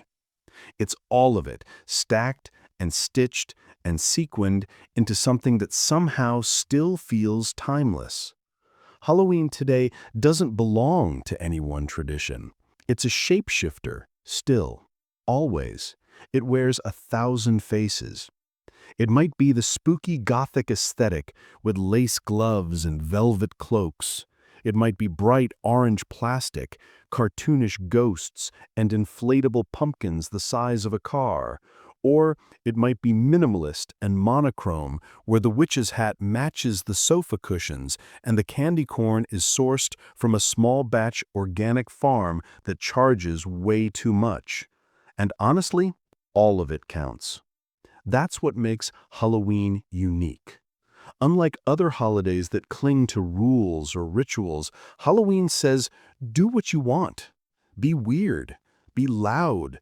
Be nostalgic. Be silly. Make a costume out of cereal boxes. Dress like a Regency vampire with hand-stitched embroidery. Paint your face like a skeleton and hand out raisins while calling yourself the disappointment of the neighborhood. There's no wrong way to Halloween, except maybe skipping it all together. That's just rude. It's also a holiday of layers. Surface level, sure. It's about costumes and candy and parties and decor. But underneath, it's about memory. It's about childhood. It's about transformation. It's about confronting fear in the most human, ridiculous, over-the-top ways possible. And these days, that confrontation is happening across 1,000 mediums.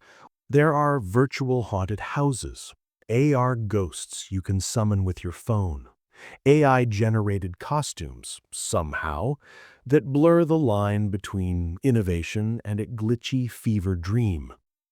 But alongside all of that, people are still carving pumpkins, still lighting candles, still telling scary stories by flashlight, still passing out tiny chocolate bars to tiny strangers in dinosaur costumes. Even as technology expands Halloween's reach, there's a growing return to the handmade. People want cozy, personal, thoughtful. There's a kind of quiet rebellion happening against perfection, against curated content, against filters and sponsored autumn vibes. More and more, folks are embracing the messy, goofy, slightly melted joy of Halloween. The kind where your costume rips halfway through the party and no one cares because you're too busy laughing. The kind where your porch display collapses in the wind and you shrug and leave it because it looks more haunted anyway.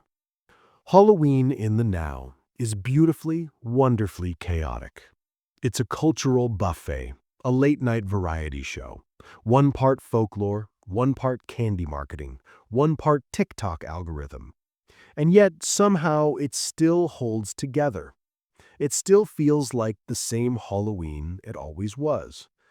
Just a little older, a little wiser, a little more online. Kids still trick-or-treat, teens still loiter, adults still throw parties with way too much cider and way too little self-control. People still get scared on purpose and call it fun. Houses still light up with orange glow, and somewhere, even now, someone is watching Hocus Pocus for the 50th time and mouthing every word. Because Halloween doesn't end. It recycles itself. It reinvents. It hibernates in November and waits, quietly, patiently, until the first leaf turns orange, until the first pumpkin appears at the grocery store, until the first person says, "It's a little early, but," and hangs a bat on their front door. And then it returns, same as always, just like it has for centuries. A little spooky, a little funny, a little sad, a little sweet. A mask, a moon, a bowl of candy, and a promise that even when the world changes, this night still belongs to mischief, mystery, and whatever version of yourself you want to be. And so, sleepyheads, we've come to the end of our long, candlelit walk through the strange, twisty, glitter-covered history of Halloween. From Celtic fires to spirit Halloween fog machines, from parlor games with cabbage to TikToks in vampire fangs. It's been weird. It's been wonderful. It's been, well, Halloween. So for now, blow out the pumpkin light, brush the glitter off your sheets, and let the ghosts rest quietly on the lawn. We'll see them again next year. They always come back.